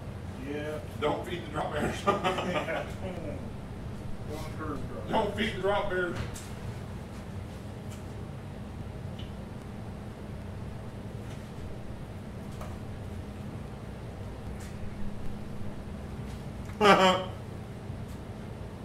Yeah, I know you're trying to twist your arm to get back over here. You gotta do it. You gotta come back over. So we have to get over to Brewdog. Yeah, what's up with Canada? Why can't you guys So get the- ROBOBREW? Oh, it's because it's not, hasn't been tested by their... Not UL listed or whatever. Right, right. Yeah. Now here's what I understand, and I talked to somebody, and this is not gospel, but if somebody in Canada were to go across the border and purchase a ROBOBREW and take it back across the border, and by doing that, I guess they're accepting the liability themselves. I don't know. That's what I heard. I don't know if that's true law or not, whatever. But that's what I was told by somebody. Cause somebody asked me about the the Riptide pump. Too many R's being available in Canada, and it's not UL listed, and so they could sell it over there. But I think that's more of a restriction for manufacturers than it is like individuals that want to buy something and bring it back across the border. I don't know if they're going to stop you at the border and go, "You're going to jail because you don't have a UL listed device." Maybe I'm wrong.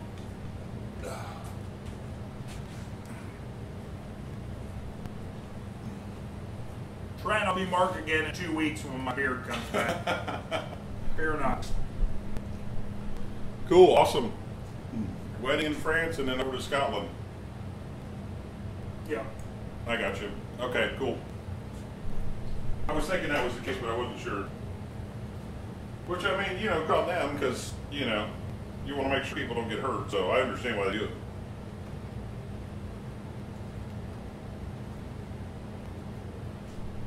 Don't want people to get hurt. That is looking very good. It should be. Okay. Wait a minute. You said you should be over that way around 420. Is that April 20th next year?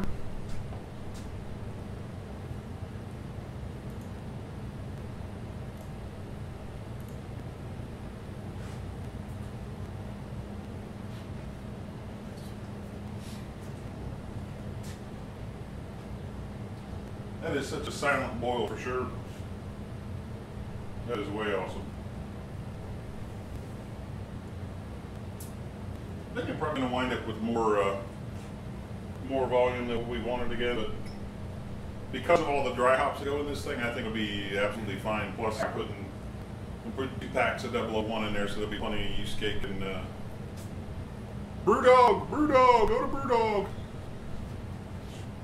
Yeah, they just started. I think I saw on Instagram the other day they started canning their Elks juice over here, which is that is a straight up grapefruit IPA. Yeah, that was tasty. I need to get some of that for the missus. Yeah, it's really good. Like that. Yeah, it's good stuff. I had it on tap down there at Brewery when they first opened up, and it was really good. I was impressed. For sure.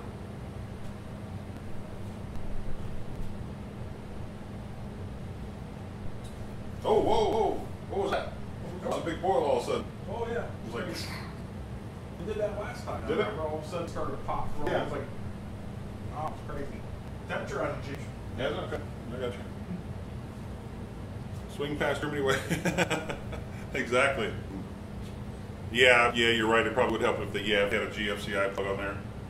Yeah, I don't know how much that would add to the cost of the unit because I've seen some extension cords and stuff with the GFI in them. And they're not too expensive, but I don't know. It's one of those deals. Canadian laws.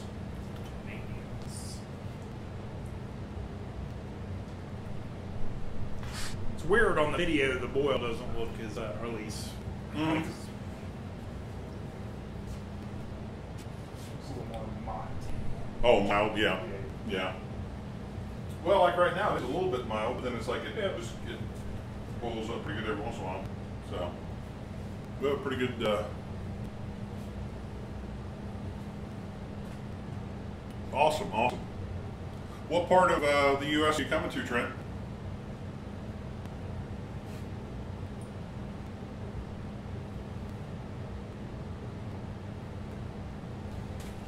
Anybody that's watching that has a question or a comment or anything like that about the ROBOBREW or the system behind me, if you're new here and you're maybe want to ask a question, feel free to ask a question. I'll be happy to answer any questions about any of the stuff that you see, any of the brewery or whatever.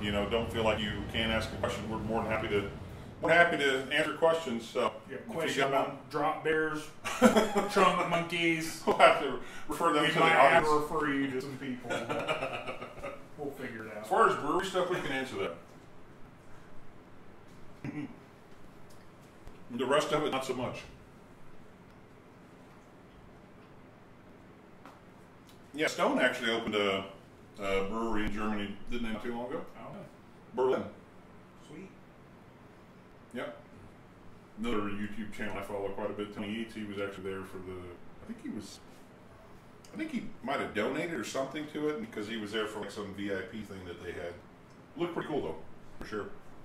For sure.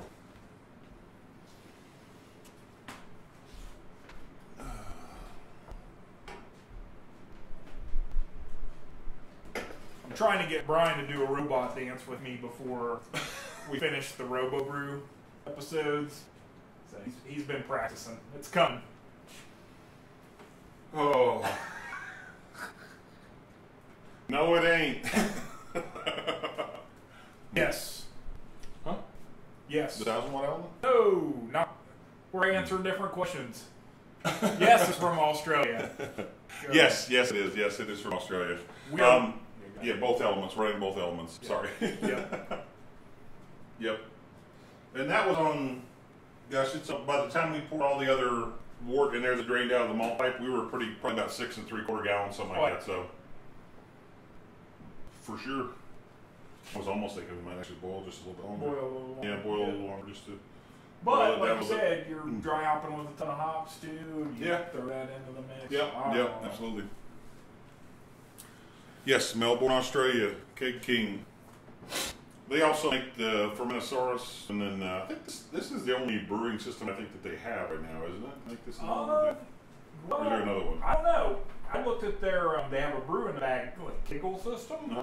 Like you can buy okay. the components. So I don't know what. I honestly haven't spent that much time on their website because they're gotcha. not here. Yeah, the shipping is. But crazy. they have a nice brew in the bag looking kickle setup that you put. It looks like you assemble yourself. Okay, So they have some other stuff too. cool. But really, I think this is a better setup than Yeah. brew in the bag. You know. Yeah. I mean, because with the malt pipe and all that stuff, you don't have to worry about trying to manage the bag and all that. Nope. Don't have to worry about tearing. Right. You don't have to worry about sitting on the bottom getting scorched by All that. turning the Yep. burner on or anything like that. Yep. So definitely.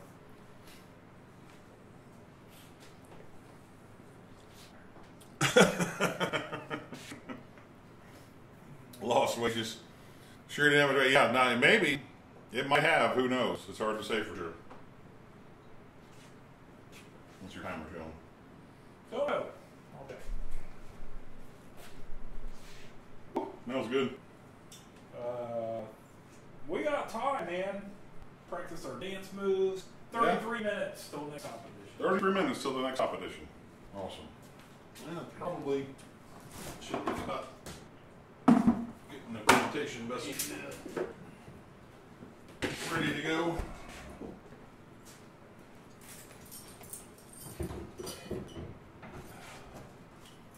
About time to get some more starts in, I think.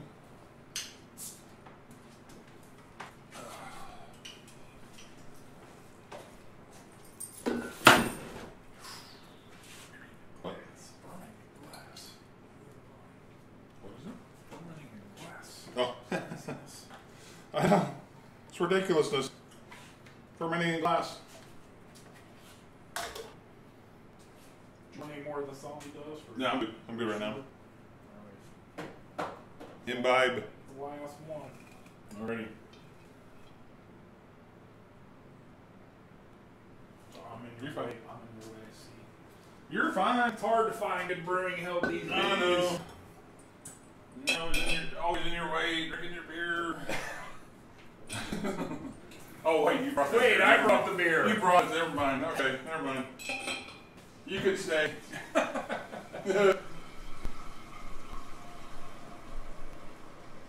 I'll leave about 5 minutes before cleanup.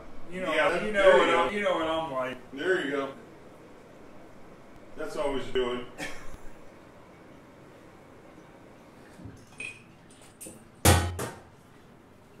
That's always a doing.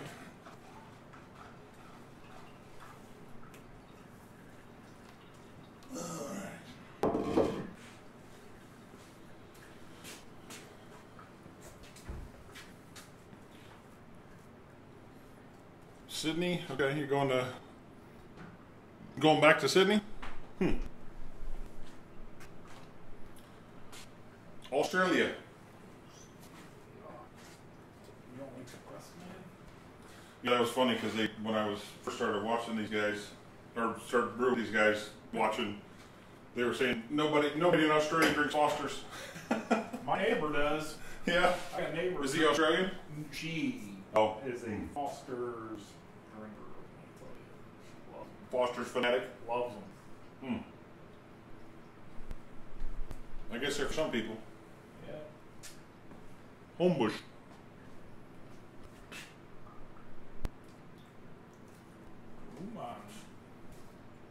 Homebush, now is that the bushes outside of your house or is that an actual town? Smart ass. What up, Homebush? Yeah, right. That's Australian. Australian slang. Yeah. Hey, what's up, Homebush?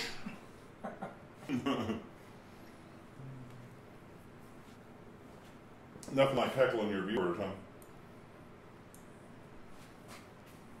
That's funny. All right.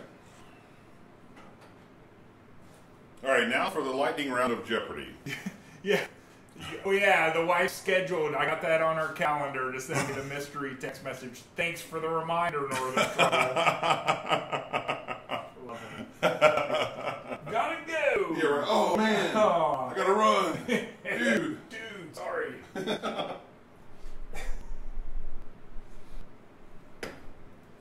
Bro, you know I would stay. I would stay.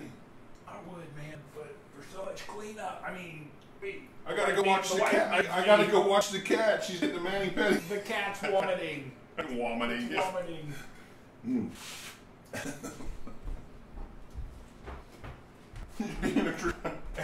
She's being attacked by drop bears. Dude, you spit some pizza on me. Come on, man. Sorry. Good TV, right? But wow, thanks, Liz. You're right. My wife is on it. I love it. She's being attacked by drop bears. I gotta go. My household's being attacked by drop bears. They're after my hops. Oh, jeez. Oh man, that's horrible. Get that spoon. We get another really reading. See where I'm like. Brownie. What?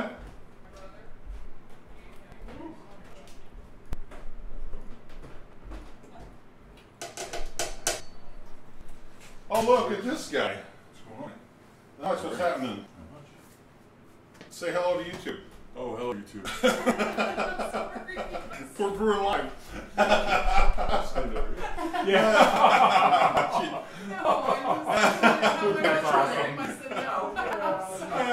Roll back on out of here. That was a not so cameo by my brother-in-law. I told Kelly to do that. I said, yeah, when he gets here, tell him, just come downstairs and brew it. I'll be like, yeah, you're on YouTube. All my daughters are like, I want to come be on YouTube. Yeah, right. Where are we at? Looking good? You might get up the child actor laws or something like that. Who knows? You know what it'll be. Shut us down. How's our read? Like 52. So we're getting it was almost out of style guidelines based on when I put it in the system there because it was like showing 10 sicky for starting gravity. It seems really that's like right on the border of pale ale category. So who knows? I guess when you're you have people scrounging the entire state to buy your beer, and you know who cares if it's a touch out of guidelines? Yeah, right. You know? Good problem to have. You think it would be low rather than high though if you're going to got a guidelines. Yeah.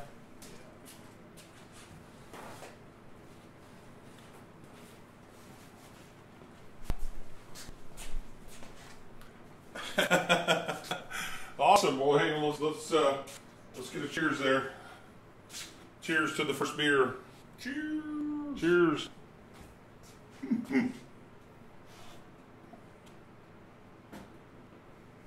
think we had Dana from Oregon Brew Lab drinking in like 10:30 last weekend, or the last time I brewed, wasn't it? Supposed to be getting work done, not getting any of it done at all. All right, my turn. All right. Hit the restroom. Practice your robo dance. Are you guys?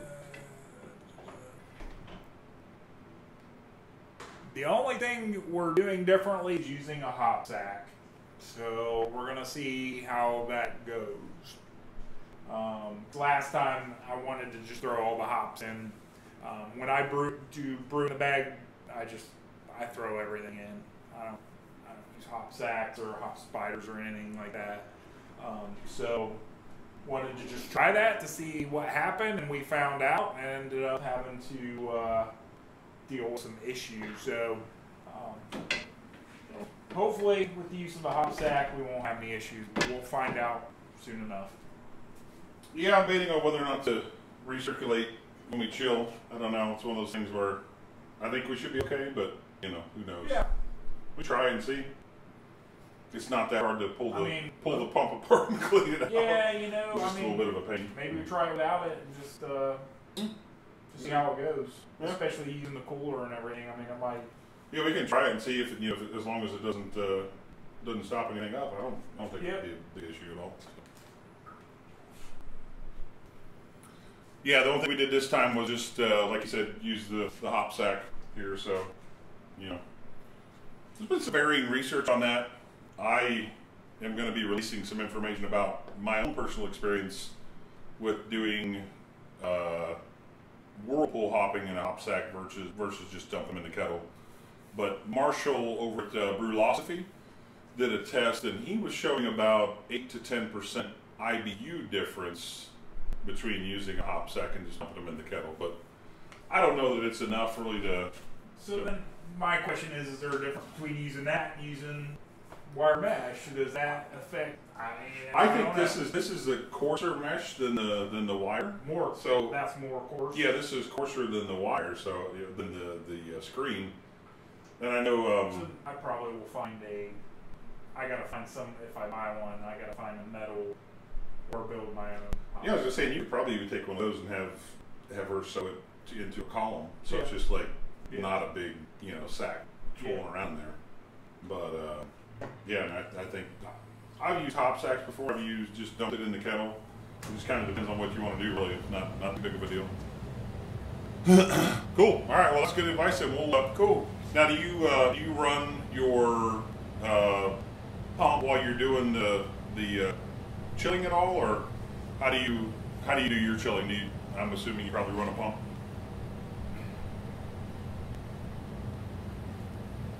Liz set up there. Maybe Zach is part drop bear. Our new puppy, our bulldog puppy. You got any scars? He's been on me. Well, the cat does. My cat is part drop bear. Yeah. For sure. He might have a little drop bear in him. So, I guess it's Dr. McCall, I guess. I don't know. I'm not sure how to say your name there. What's been your experience over the 6 beers that you brewed? How's that gone for you? And I'm assuming you do have the pump. Okay, chilling. Okay, cool, awesome. Yeah, and incidentally, it's kind of funny. The iteration piece that we had in the first video actually dropped into Mark's fermenter, so it's at the bottom of his fermenter. Yeah. Fermenting away with the yeast right now. Yep. Beer will probably taste all like plastic and everything. Probably. Just kidding. I know. Yeah. So we don't have that anymore, but we'll dump into the fermenter through the hose there. Cool. Oh, so my brother did a cameo.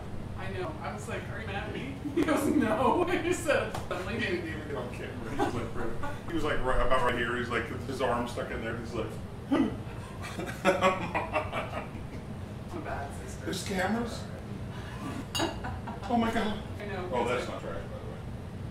Oh, I just wanted it out of the way. Okay. I think make sure you didn't throw it away. So were there any kind of, back to what I was saying a minute ago, were there any kind of tips or anything like that you can give us or, let people watching know about the brewing on the ROBOBREW that maybe aren't obvious to people?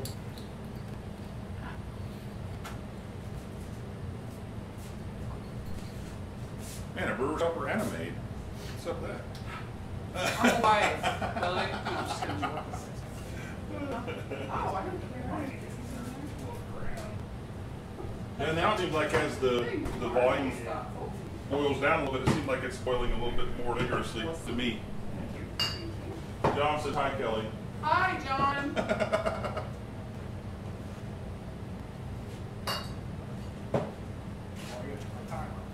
I always make some comment about women being heard and not seen, but I don't get a beer bottle thrown at me.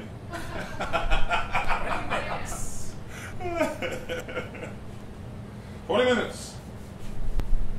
And that's our Warflock edition, or is that, what is that? That tablet says 5 minutes on that. Oh, 5 minutes, okay. Whatever brand they got in there, Okay, it's just I got 5 you. minutes. How did I do that? And then the immersion chiller, stick that in at some point. Yeah, right. Probably just go ahead and get the ice out of the cooler.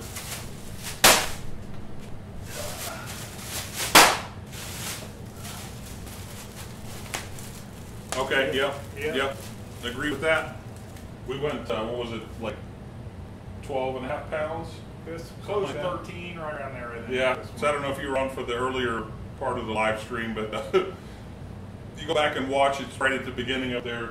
We had it was like full right to the very, actually, we pulled the grain pipe up out of the system just a little bit, and then we were like letting it slide back down in after putting all the grain in.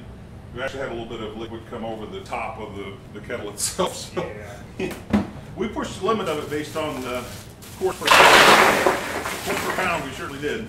We certainly did. Yeah, really, because I like Russian Imperial stouts over the winter. Yeah, but you do like a 3 gallon. For me, well, that's exactly where I'm going, Yeah. because it's like it's not something necessarily I want 5 gallons of, but half batch in there would be perfect. Yeah, awesome. So you had 85% efficiency. That's great. Sweet. That is awesome. That is absolutely awesome. Now, to get that efficiency, did you just use like your regular water from your tap, or did you make water additions? Or what did you? Do you have any ideas of what attributed to that efficiency? I guess I'm wondering, did you buy the grains mashed? Did you use a mash roll yourself, or give us some more details? Rice hulls in a, oh yeah. Well, I imagine that was a thick mash, wasn't it?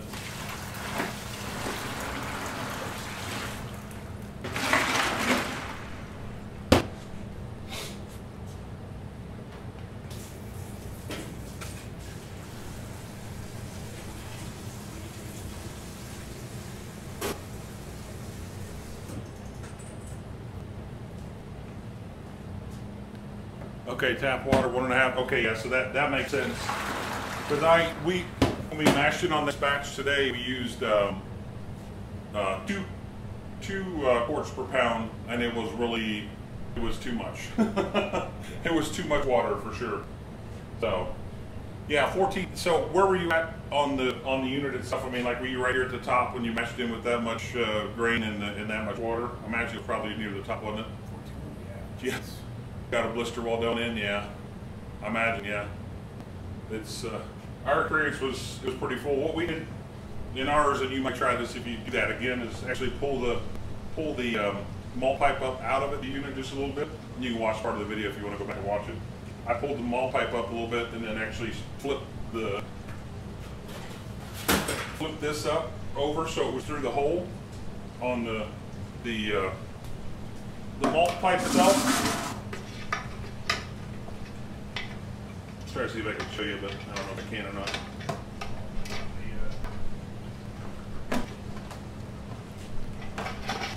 See, I flipped it up through the top of this right here, and stuck one end over top of the kettle itself, so it would hold the malt pipe up out of there, just so it gave us a little bit more room to work with. It seemed like it worked out okay. I mean, I wasn't scared of it slipping and falling back in or anything like that, so we're pretty good. Worked for us. And next top edition? 10 minutes? Yeah, we're almost there. We're getting there.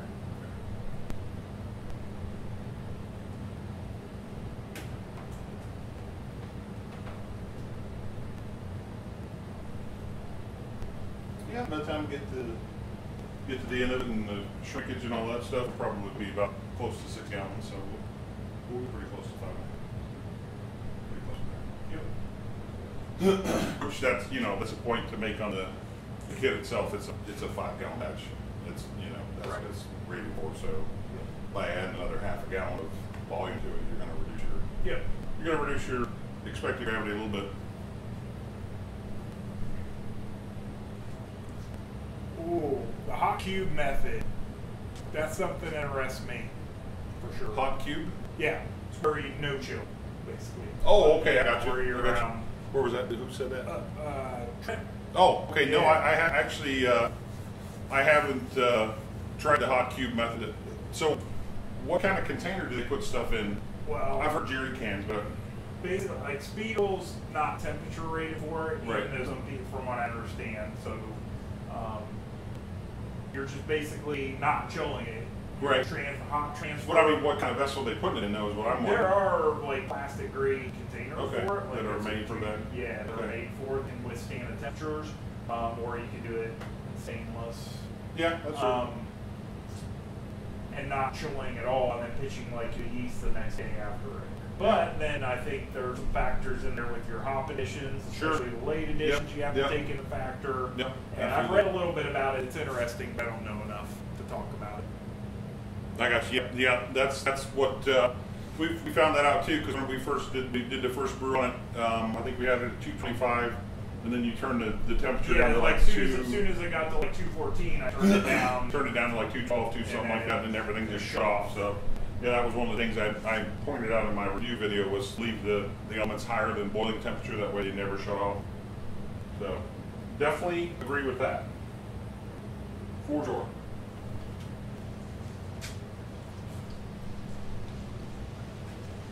Oh, on the no chill with the ROBOBREW? I guess you could probably even leave this stuff in the kettle. I know I've heard a lot of people doing that where they just ferment in the kettle. Yeah. Yeah. I don't know. I prefer to have There's a lot of ways to fermentation make beer. Yeah, exactly. and most of them make beer. Yeah, in the end. Just yeah. not necessarily any 100% right or wrong way. For sure.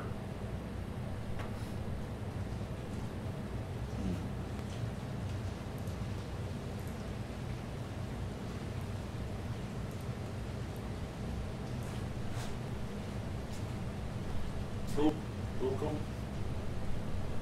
It's got a pretty good boil now. I mean, as it boils down a little bit in volume, it definitely starts picking up the boil. The rigor of the boil picks up for sure. 13 minutes. It smells awesome, that's for sure. Got a beautiful color to it as well. Yep. Okay, so it's like adding 20 minutes to the hops. Yeah, you know, when you're on a live brew day with somebody, it definitely makes you want to brew. I know I've been watching some other folks brew live, and I'll tell you what, I would agree with that for sure. I definitely want to brew when I'm watching them. I'm like, man, I need to smell that smell and have that whole thing going on for sure. A lot of fun. I think I brewed more this year than I have in a long time. Yeah, you brewed a It's lot. good. Been good though. Been good. I've enjoyed a lot. 6-unit hop would be put on at 40.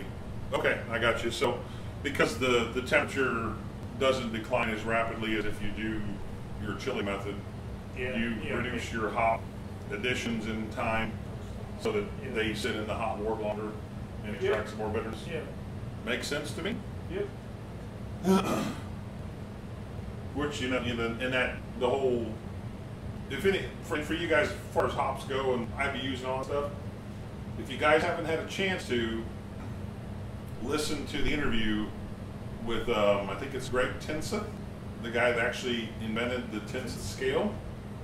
He did an interview on experimental brewing with Denny and Drew, and he basically came out and admitted that the whole thing was a swag. Oh. It's like, you know, he said, when you use IBU calculations, brew beer, taste the beer after you brewed it, make a record or acknowledgement of what the IBUs were in software that you use using the Tensis scale, and then use that as a barometer of, you know, okay, this many hops in that beer, said it was this much, I think it needs more bitterness, and just go from there. So, you know, it's one of those things where... That's interesting. Yes, actually, I started with completely distilled water, and then built the water completely up from there. I added calcium chloride, gypsum, Epsom salt, baking soda, lactic acid. I think that was it. I think that's it. Yeah, I think that was it, yeah. And a partridge and a peregrine. And I think I might be able to tell you the exact volume, but I'm not 100% sure. I know it was about 6.8 grams of gypsum.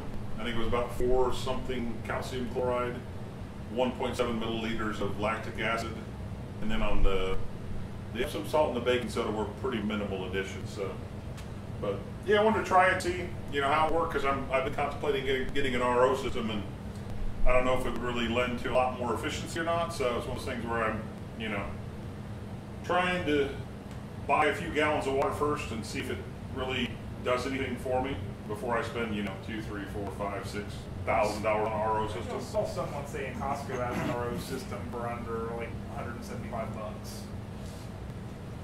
The baking soda added, let's see, what does that add? Let me look at my brewing water spreadsheet here if I can find it. I think the intended final boil level is about 5.5 gallons calculated. Yeah, we're going to be somewhere probably a little higher than that, but never knew. it's okay. So, according to my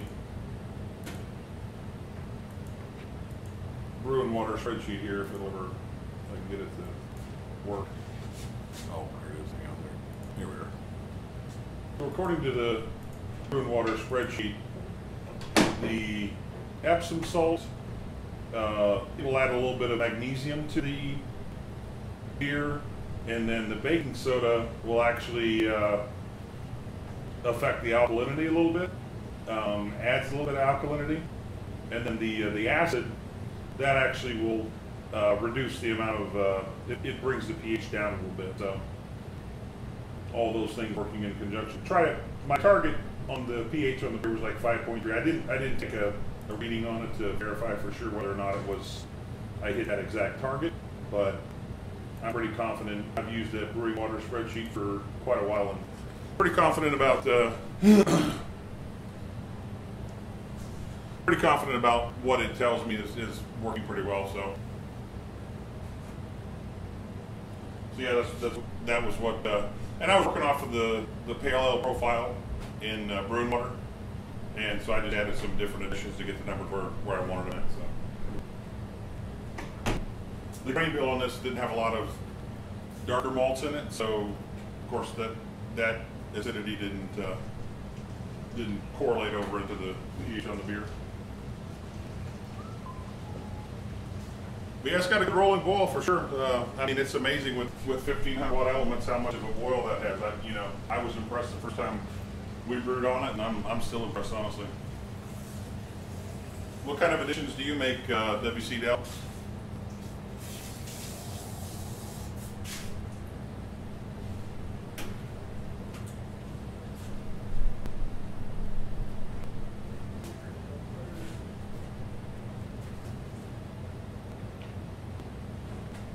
Give a rinse.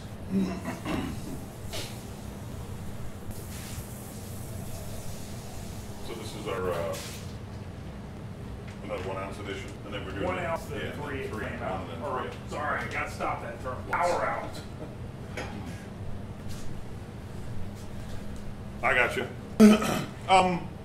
Lactic acid was like readily available to me, so that's just what I use. I suppose, I guess. And I'm no water, don't misunderstand me, I'm no water expert. I just know what I've used and what's worked for me, and I've read a little bit on it, so I haven't had any issues with lactic acid. I guess I would ask you if you know what is what's the benefit of phosphoric acid over the lactic acid? Is there some more benefit? Is there another benefit of that over lactic acid? I'm by no means a water expert. I'll tell you that right now. I'm just a poor guy trying to brew beer. I'm not John Palmer. I'm just a water science on the weekends. Yeah, right, exactly. Water sciences on weekends, exactly.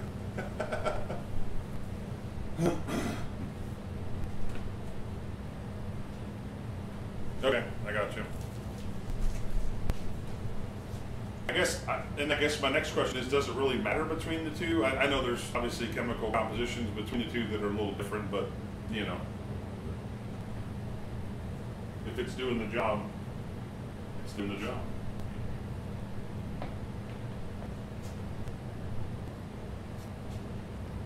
I haven't even seen phosphoric acid in any brewing supply store. You probably have to look for it anyways.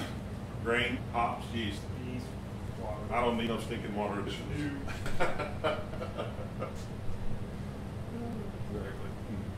I might change my mind after tasting my Yeah, you might. You might be a believer. We'll see. I'm interested. You might be a believer. We'll see. Cautiously optimistic. Yep. I wonder if the local home brew store there in my hometown does any water additions or not, or if they. I don't know. I'd have to ask. You know, that would be interesting to ask and see.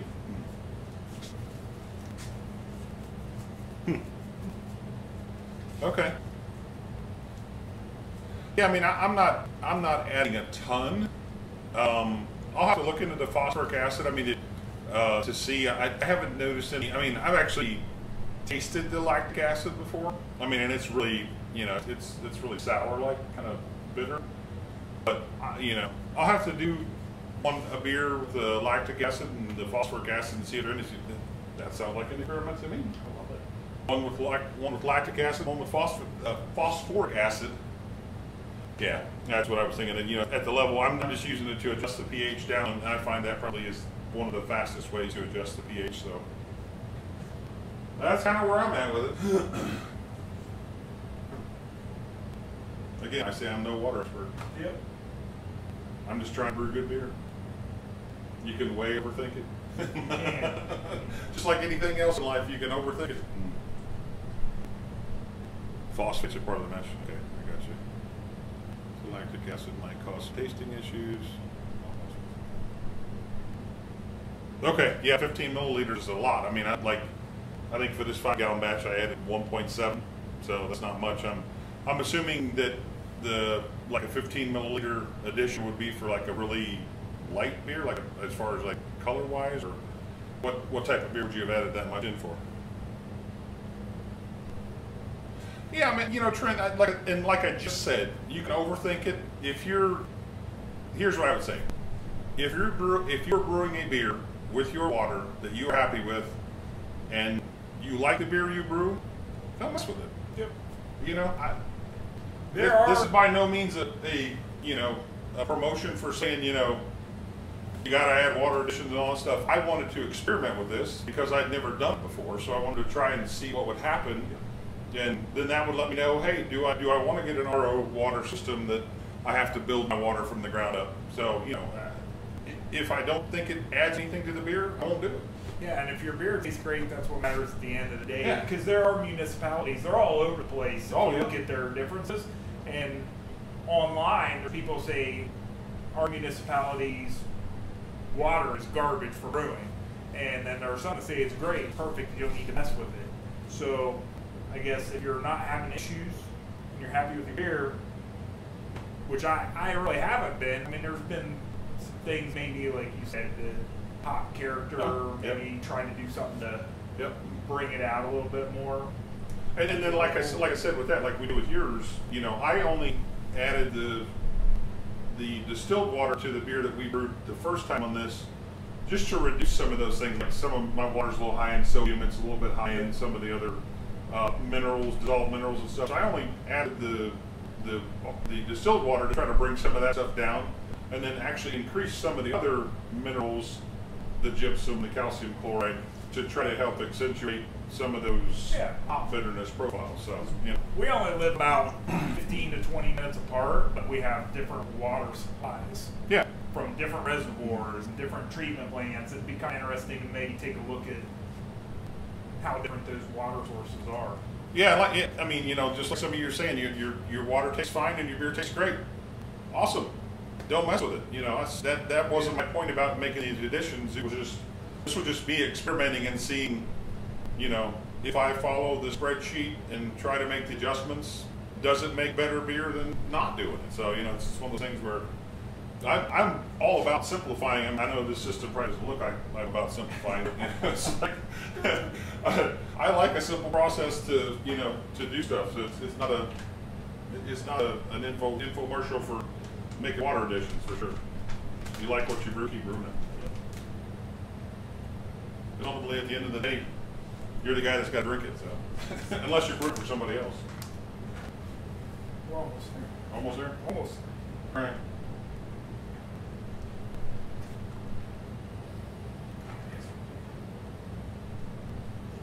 No. Smells like a banana boat.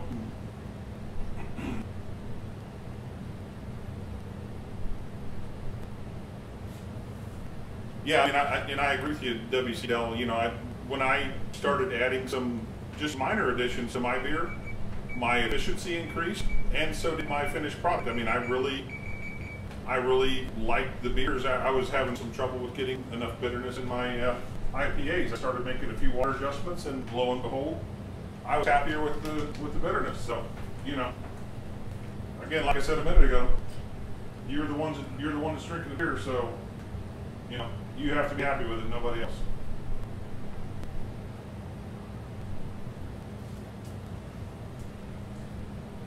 Next time for sure.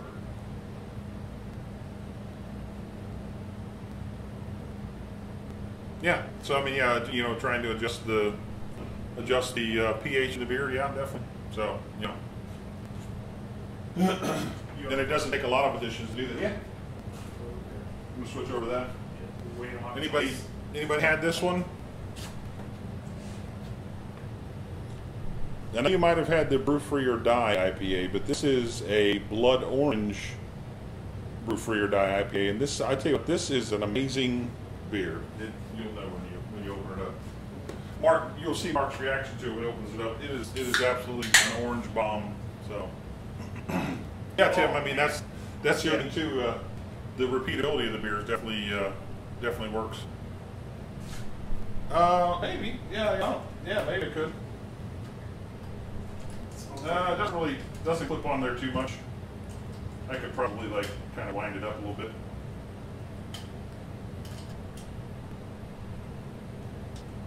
Yeah, it works. Yeah, good idea.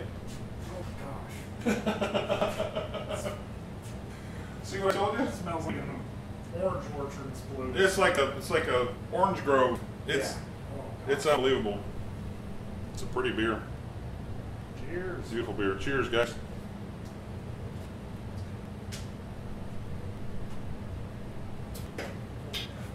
It's a very nice, well balanced. It's like a little bit of sweetness, a little bit of bitterness, orange. It's good. That's good. Yeah. And it's reasonably priced. $8.99 for a 6-pack, which is not bad at all.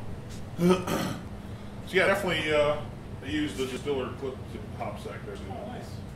Matter of fact, you know what? You could probably, if you put your hop spider on there, little things that run through there, maybe you could use for that. I've seen that in some of the videos, guys, that have one with a longer arm on it. I thought I kept seeing on the wall line and just bend it. Yeah. So, yeah, that'll work out good. Yep, for sure. Or a greenhouse.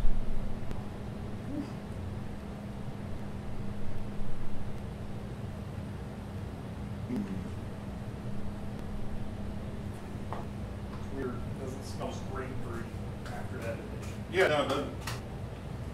Smells really good though. Woo. Yeah, it does smell good. Really good. Awesome, awesome.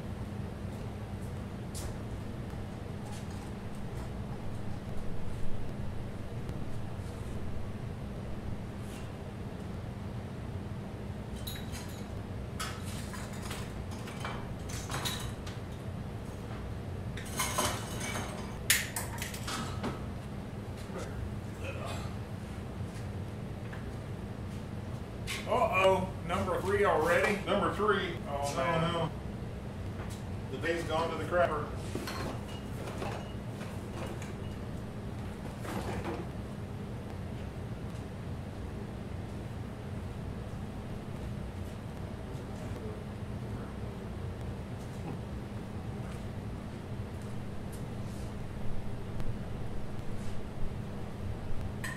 Trent, I'm with you. I've never messed with it too much. I read about it quite a bit and looked at adjusting it, but I worry a little bit about messing things up. So, yeah, I don't know.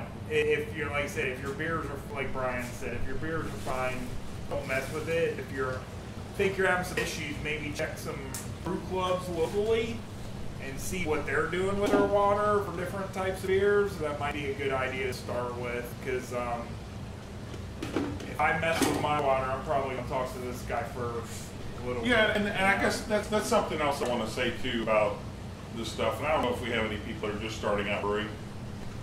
Don't worry about that stuff so much with when you start brewing. You know, just here's your water. Use some Camden tablets to get the chlorine and the chloramine out of it. That's probably the And brew biggest it. thing. You know, Get rid of the chlorine. Get the rest of your process down where you feel confident about the rest of it. And there's this acronym, it's like RDW. Anyways, basically what it says is relax, don't worry, have a home brew. So, you know, definitely do that, you know. Yeah, exactly. I agree with you, Leo. Don't sweat it too much. Oh, sorry. We won't need it.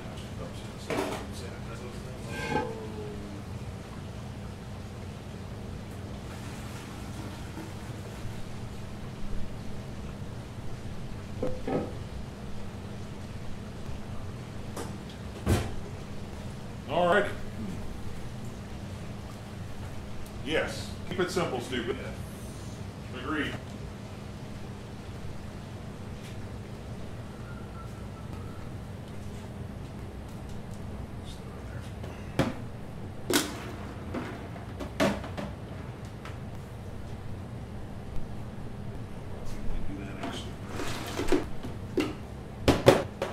Next competition is a big one. 3 ounces. 3 ounces. 3 minutes. Put these back in the freezer. Next hop drop is 3 ounces of hops. This is the big one. Yeah. And the work chiller too. Yeah, drop the more chiller.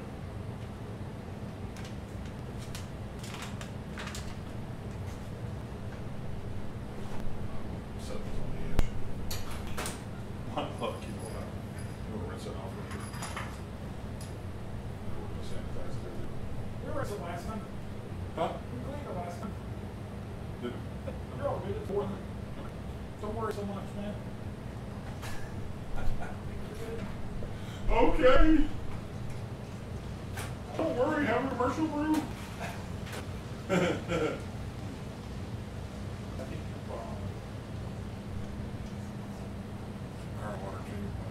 Yes, I mean, so with yours at 7, you know, you might actually have to add some, or add some, would they be alkalinity to your beer?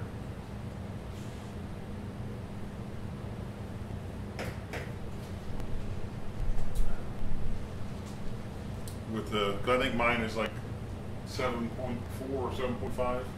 But then again, with 7.0, you might wind up just fine. So, you know, I would tell you my beer out of the tap, it brews absolutely amazing, awesome browns, porters, and stouts. I've gotten up to 90% efficiency out of my darker beers on the system. Yep. Light beers, not so much. So that's what led me to, you know, to start messing with water. Because I know my process is good. Yeah. My herb system, I mean, the crushing the grain was good. You know, mashing for the proper amount of time, everything was good. Had to be water. I'm going to use your tablet. Drop the work chiller. What's going on? It's stressing me out. It's stressful at the end, Brian. It's That's stressing me out. That's when all the stress occurs is here at the end. Brew the baggers is stressing me out.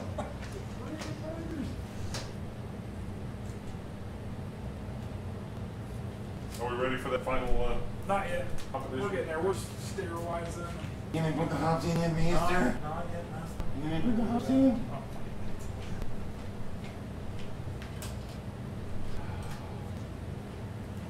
See how long it takes to get back up to a boil now. Dumped all this coldness in there. Yep. All right. So we got about 45 seconds till next time. Yep. So if you have, oh yeah, RO water. I mean, basically, it's almost like a flat profile Trent. You would have to add quite a bit of stuff to it, you know, in my opinion, in order to bring it back to what you're going to need to brew with, because it takes like pretty much every single ion out of it, almost every single one of them out of there. So if you hear people talk about RO water, they're starting from scratch basically. So that is how that goes.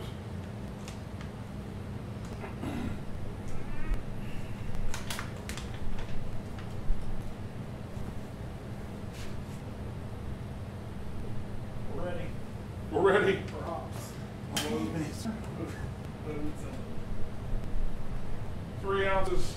Here, let's get it up there close for the hop cam. Oh, it's all in. Went from a boil cam to the hop cam. It smells grapefruit. Now it smells good. It smelled good before too. But. Oh, Awesome. So we got like 1 minute on this. y'all. Yup. Put the old recirculation pipe back on.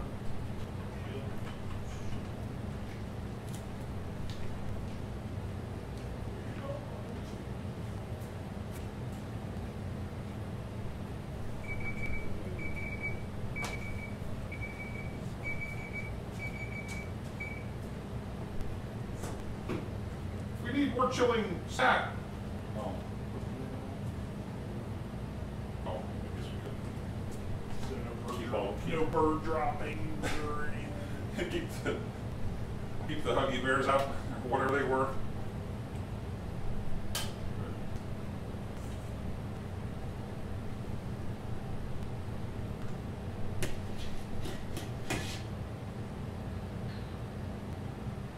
We'll clamp them now for sure. It's off.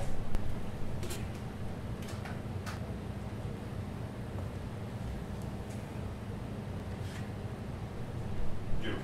All right. Yep. So now, what I wanted to try was putting ice water into a bucket or into a cooler, and then put it into that there. Pull that other plug out. Yeah. And put it into there. Oh, wait. Good.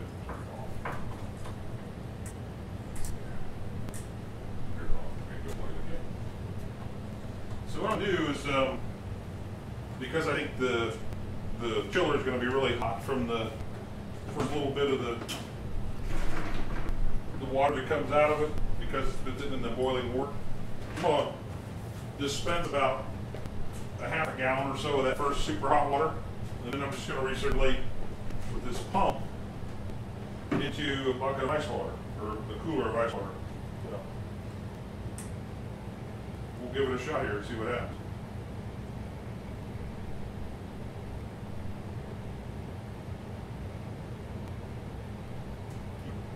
Put your valve on over the sink. What's that?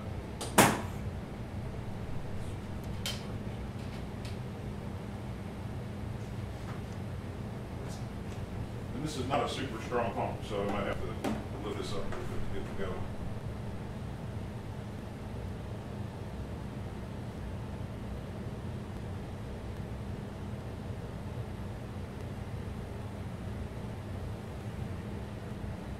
There we go. Now we're getting some out of there. Don't you want that back into there?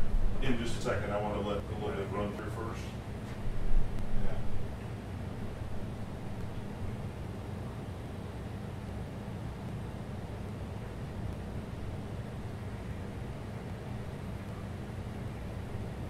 There you go.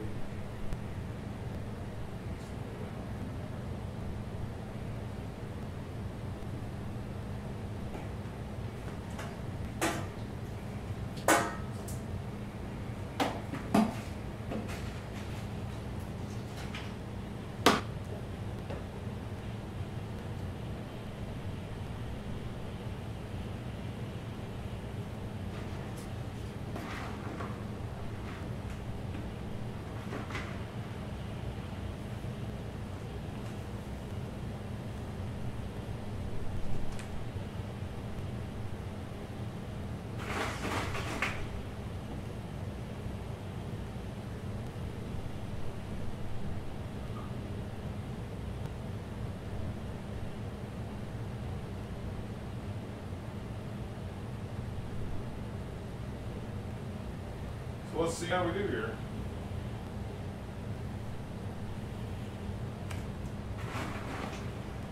Might not work at all, might work a little bit.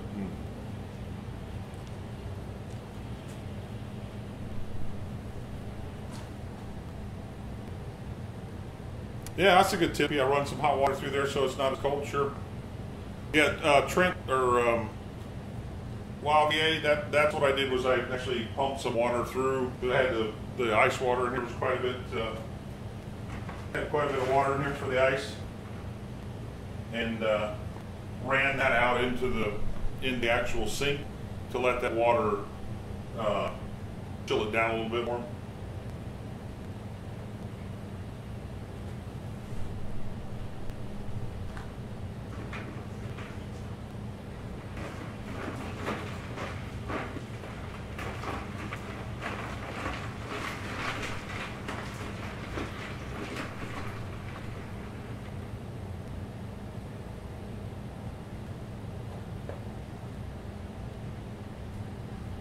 Yeah, it might not work as good as I thought it would. Maybe should have tried to get it down first. Actually, let's do that. Let's I can get some more ice from upstairs. Let's take this and hook it up to the hose first. There. Put this up to the hose and run some tap water through this first. Get it down a little bit, and then we'll try to proceed with our ice water method. Get a little more ice water from upstairs.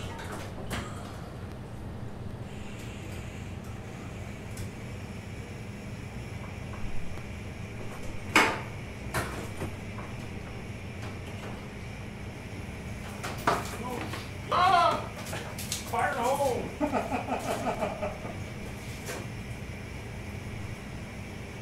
That thing went right out of there.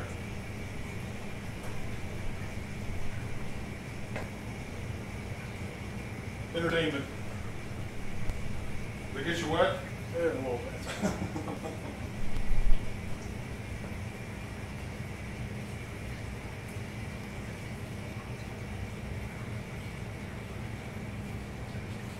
Blicken plate chiller, yeah, oh, absolutely. I was just trying to cool it down faster than normal. My groundwater temperature is not that cold either, so.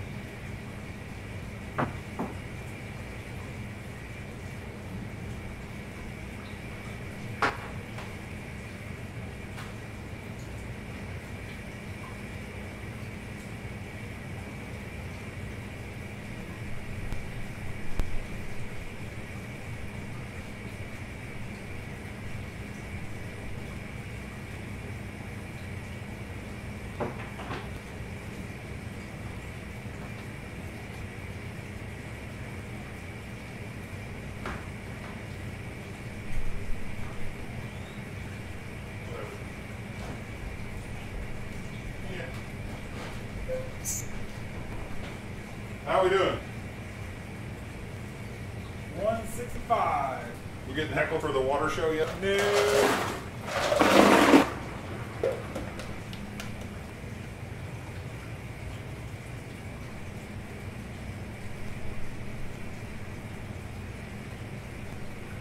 Yeah, you're right. Yeah, on that. You know, it's pretty warm this time of year. Fill water, cut half the top jug off. But yeah, no, definitely would work. Yep. All good ways, for sure.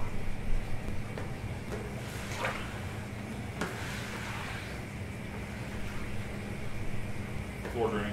Yeah, I'm with you, Trent. I like that idea. I just got to read a little more about it. What's that? The hot cube method.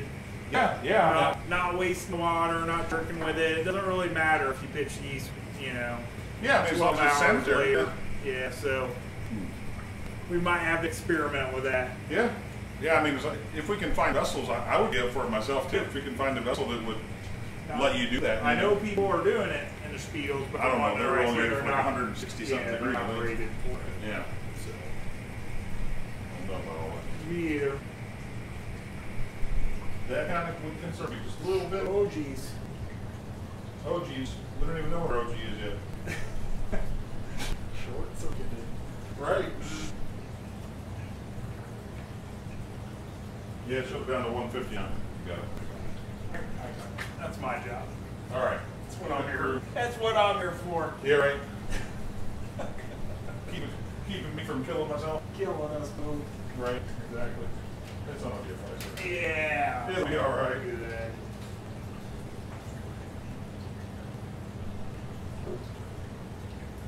Yeah. No, I'm with you on that.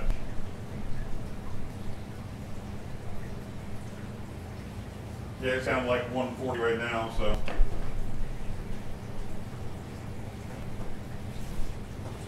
It's still coming out of the counterflow chiller, not counterflow chiller, the immersion chill pretty warm, so.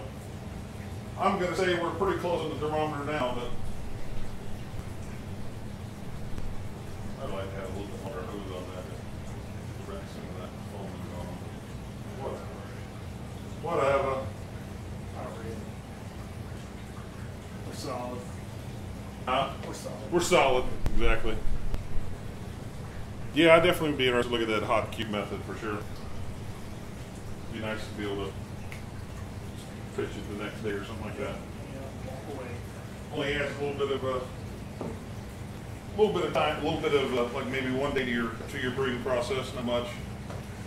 Plus the other thing it does is let the temperature stabilize and everything too. So that's not a bad deal. Not a bad deal at all.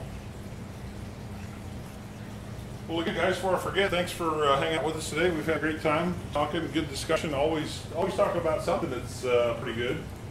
Always enjoy the discussion. I'd never say that there's any right or wrong answers. There's just only discussion about it. So, I guess there's some wrong answers, but I certainly appreciate the conversation. I learn something almost every time from somebody, so. Duck and cover.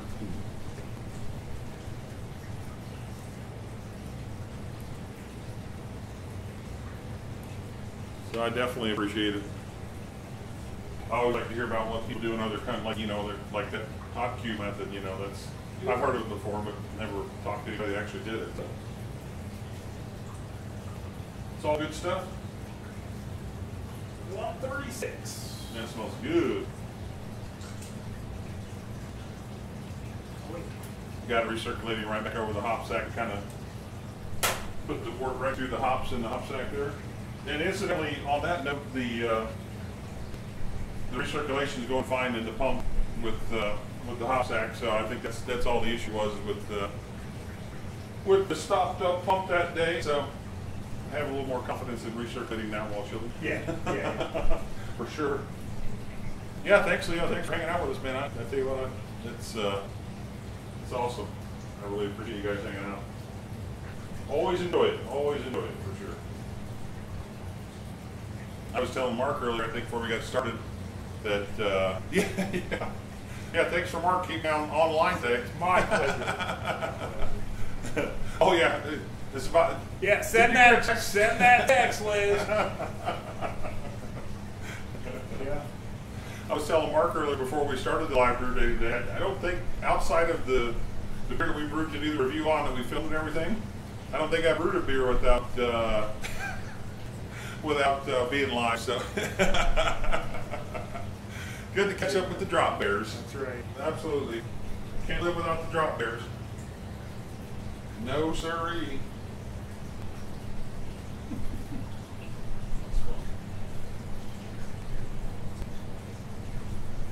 All right. 127. Getting down there. Yep.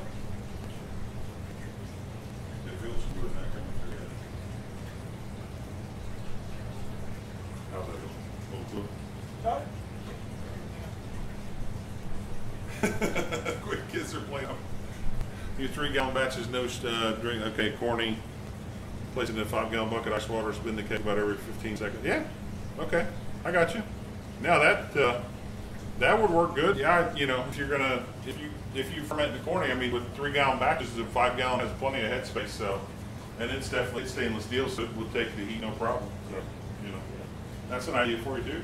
You do that? Yeah. And then we're done. Just pump out of that keg into another keg and call it done.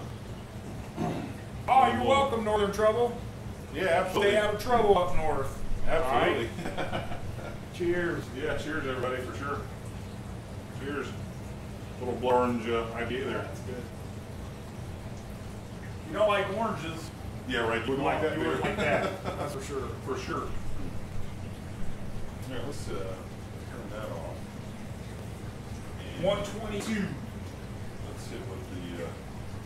I have a feeling it's cooler than that, though. Quite honestly.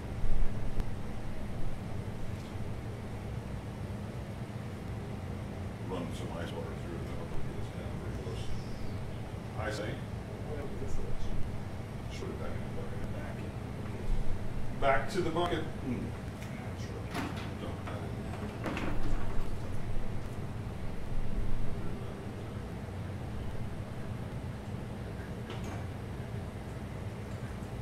Alrighty. Switch over. Just one click to the right.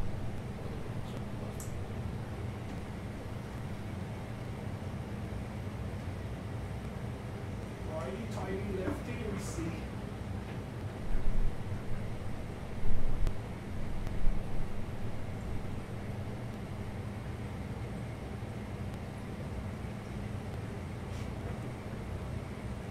It's not a powerful pump at all. And it shows.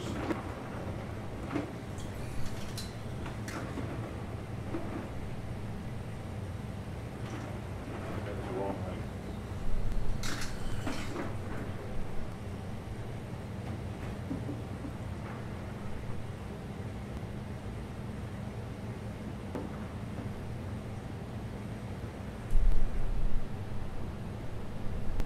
Can I get some water circulation, please?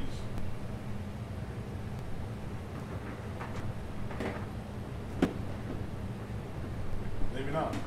Maybe I can't. Trying. Yeah. It ain't gonna work. There you go. Fill the keg and toss it in the pool. Yeah, there you go. That'll work.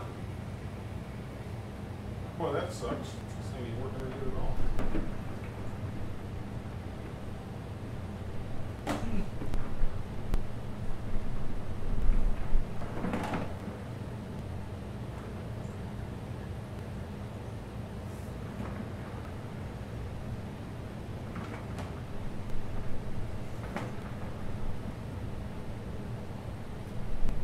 Well, this must look like a bunch of idiots. Flowing now? It's trying. Looks like it's flowing now. It's trying. This is cool.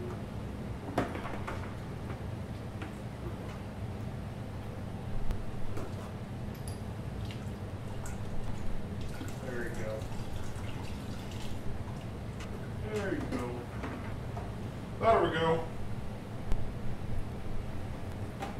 Had to get her started there. Oh, man.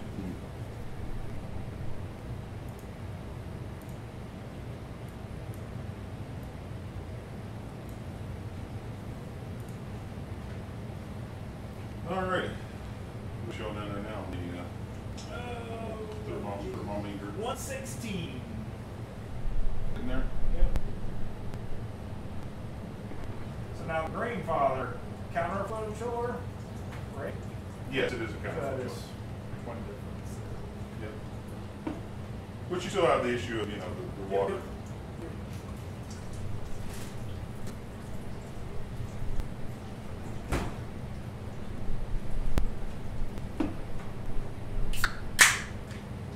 the issue of the temperature differences, that's for sure. How's it feel coming out? I just got circulating. It's warm still, but it's getting there.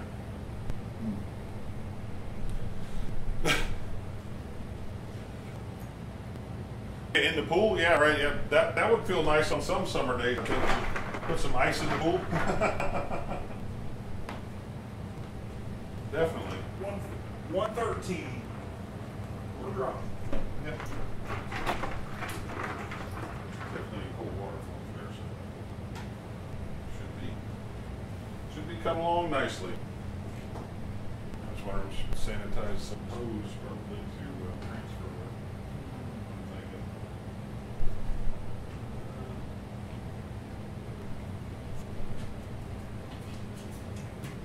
This scissors a little bit.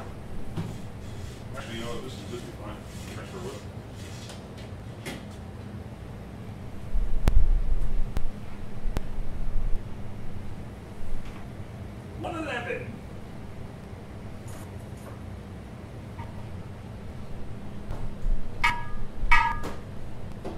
111.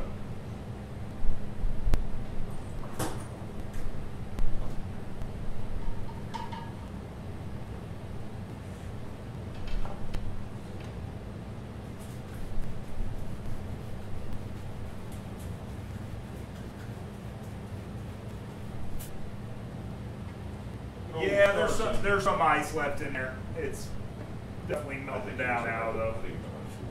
Not all in the swimming pool. Yeah, always something. Yeah, hey, whatever. We're just having a good time. What's that leaking? I don't know. I can't tell.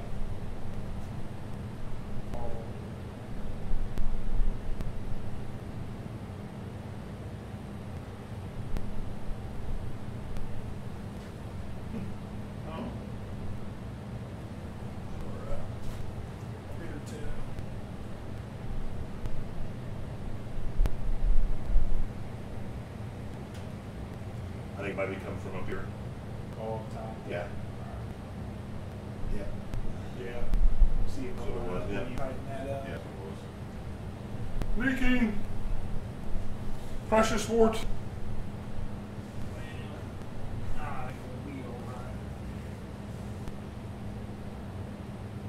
Yeah, that's what I was going to do was use the recirculation arm to do that. You know, that just did. What? That just knocked the hose down into the fermenter. Sweet! That'll be fun to get out. See what happens when you have me over? Yeah, right. Your brew days become like mine. Yeah, right, exactly. His bad karma. That's awesome. Sorry, bro. No, it's all right. We'll get it. Well, it's been nice, people. Transfer hose just fell down into the carway. Yay! To fish that out now. It's always fun. Yeah, I've got a neighbor that, like, when I got beer on tap, he comes over with his little pitcher and starts cleaning the fence like an inmate. Yeah, he's like, hey, I don't know if you know, there's not any beer on the side of the fence. Yeah, right. Yeah. I get it. Let's see, funny. What temperature are we looking at there now? 105.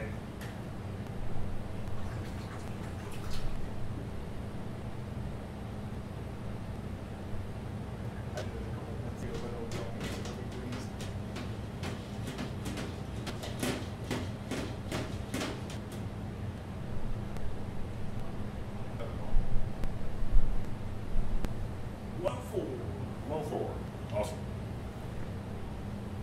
It's the strawberries. Thank you. Right. You are so my people. Yeah, right. I love it. That's funny.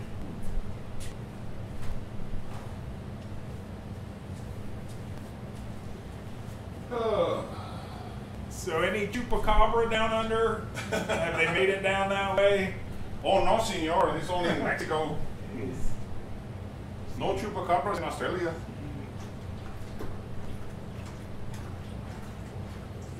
Unless you count my ex-wife.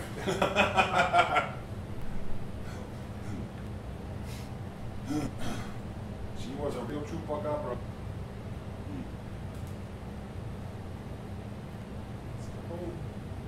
It's equalizing. Yep. 104. Yeah, I'm not sure that's 100% accurate. Though. Yep.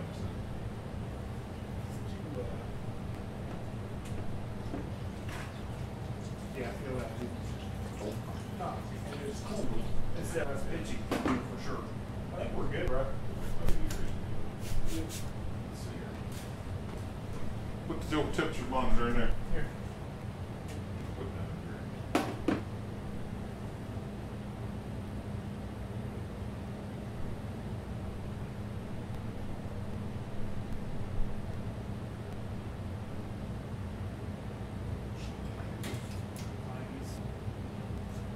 I'm close. I say we do. Dump it in there. Make the picture move on. Yep. Yep. All right, let's do this thing.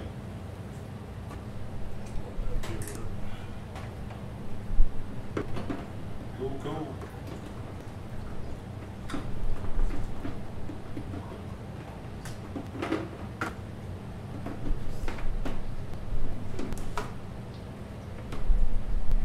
Got a siphon going there.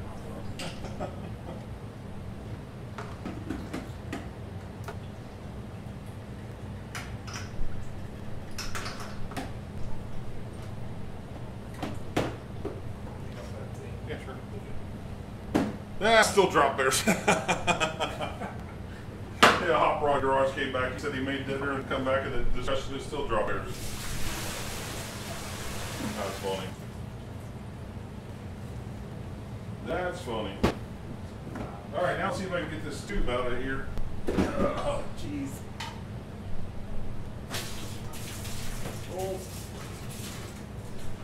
Oh, beer accident there.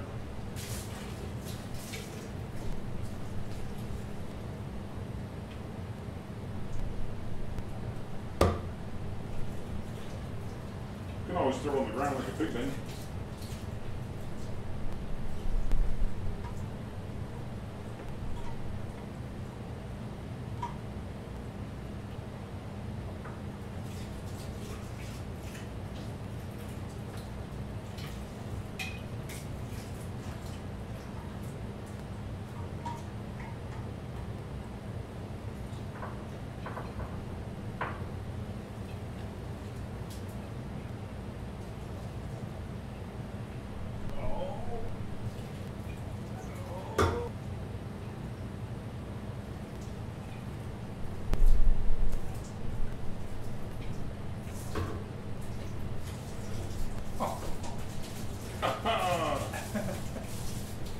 I got it.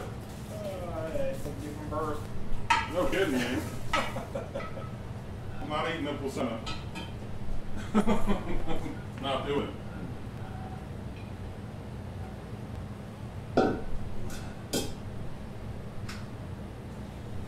All right.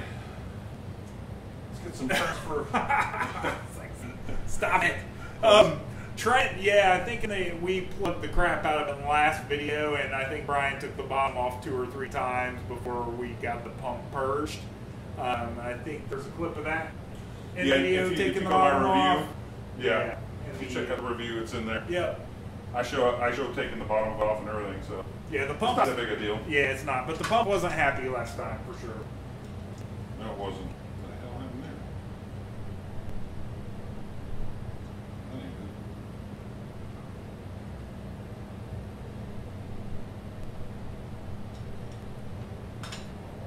I don't think the next guy really said a little piece of pond.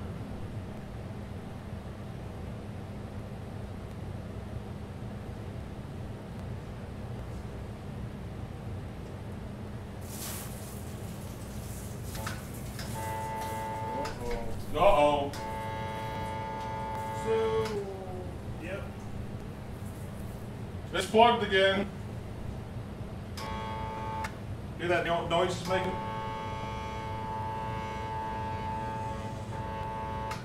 Sounds like it might start there. it going? Nope. So we got to drain it from the bottom. Yeah, that's no problem.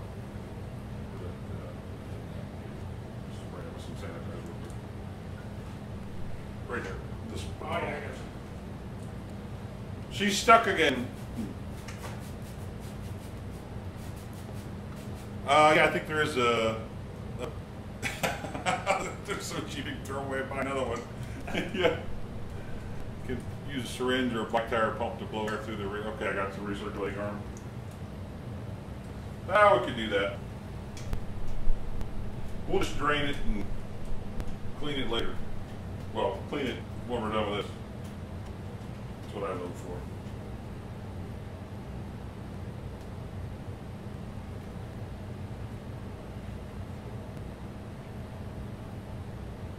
Alright, good to it.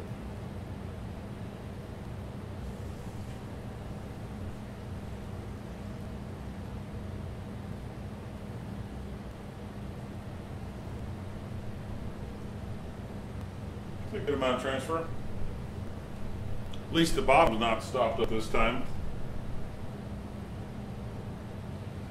You could. I don't know. I'll have to see what's causing the issue this time. I don't know what the issue is.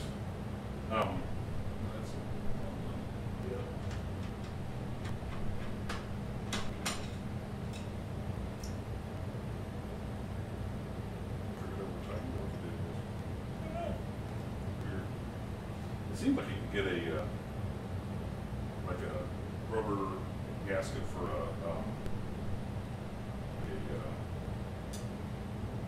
sink. You like the sink connection? Put in. I don't know.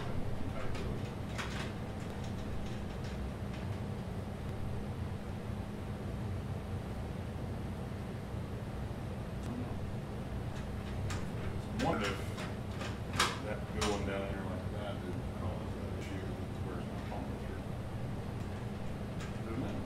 Good question. Oh, it smells good. It does smell really good. Sure does.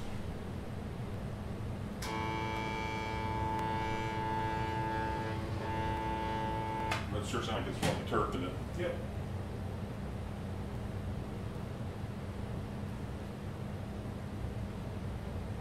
But maybe that's why they put the valve on there. Yeah, possible. I don't know. It's possible. Yeah. I don't know. Good question.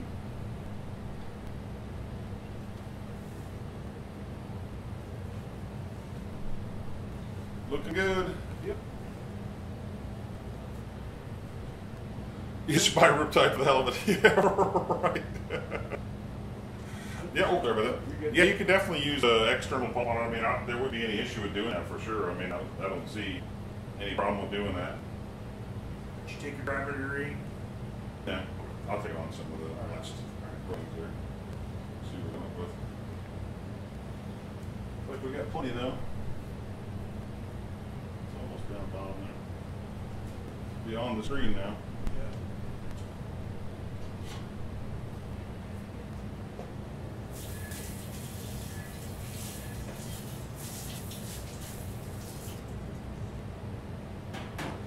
That looks like the last bits of it, I think.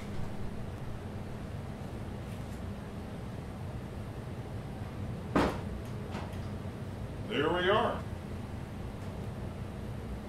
Turn that thing off. All right. Well, as I said previously, guys, thank you so much for tuning in with us. And I believe we'll save the cleanup for somebody else. So see ya. See ya. But yeah, thanks for hanging out with us today. Thanks for all the feedback and commentary and discussion about water and everything. So really appreciate you guys hanging out with us and coming back after the whole YouTube kicked this out or whatever it was they did to us. I don't know what it was, but yeah, just gonna show you every brew day is not perfect. Yep, exactly. Don't worry about it. You know, we're not going to worry about it too much. So just figure it out. it'll make beer. We'll figure it out. So cheers, guys. Where's your beer at? Empty? Gone. What? I drink like What? Man. Oh my gosh. Cheers, guys. Cheers. We will see you on the next video coming out tomorrow.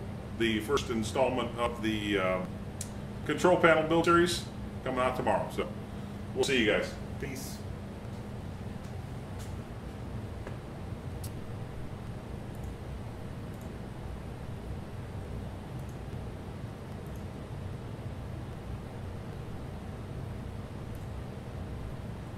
Thanks, dudes. Watch out for any drop bears. Yeah, right, exactly. Let us know what was up with the pump. Yeah, I'm just thinking at this point it's just better not to try to pump it out. Yeah, probably so.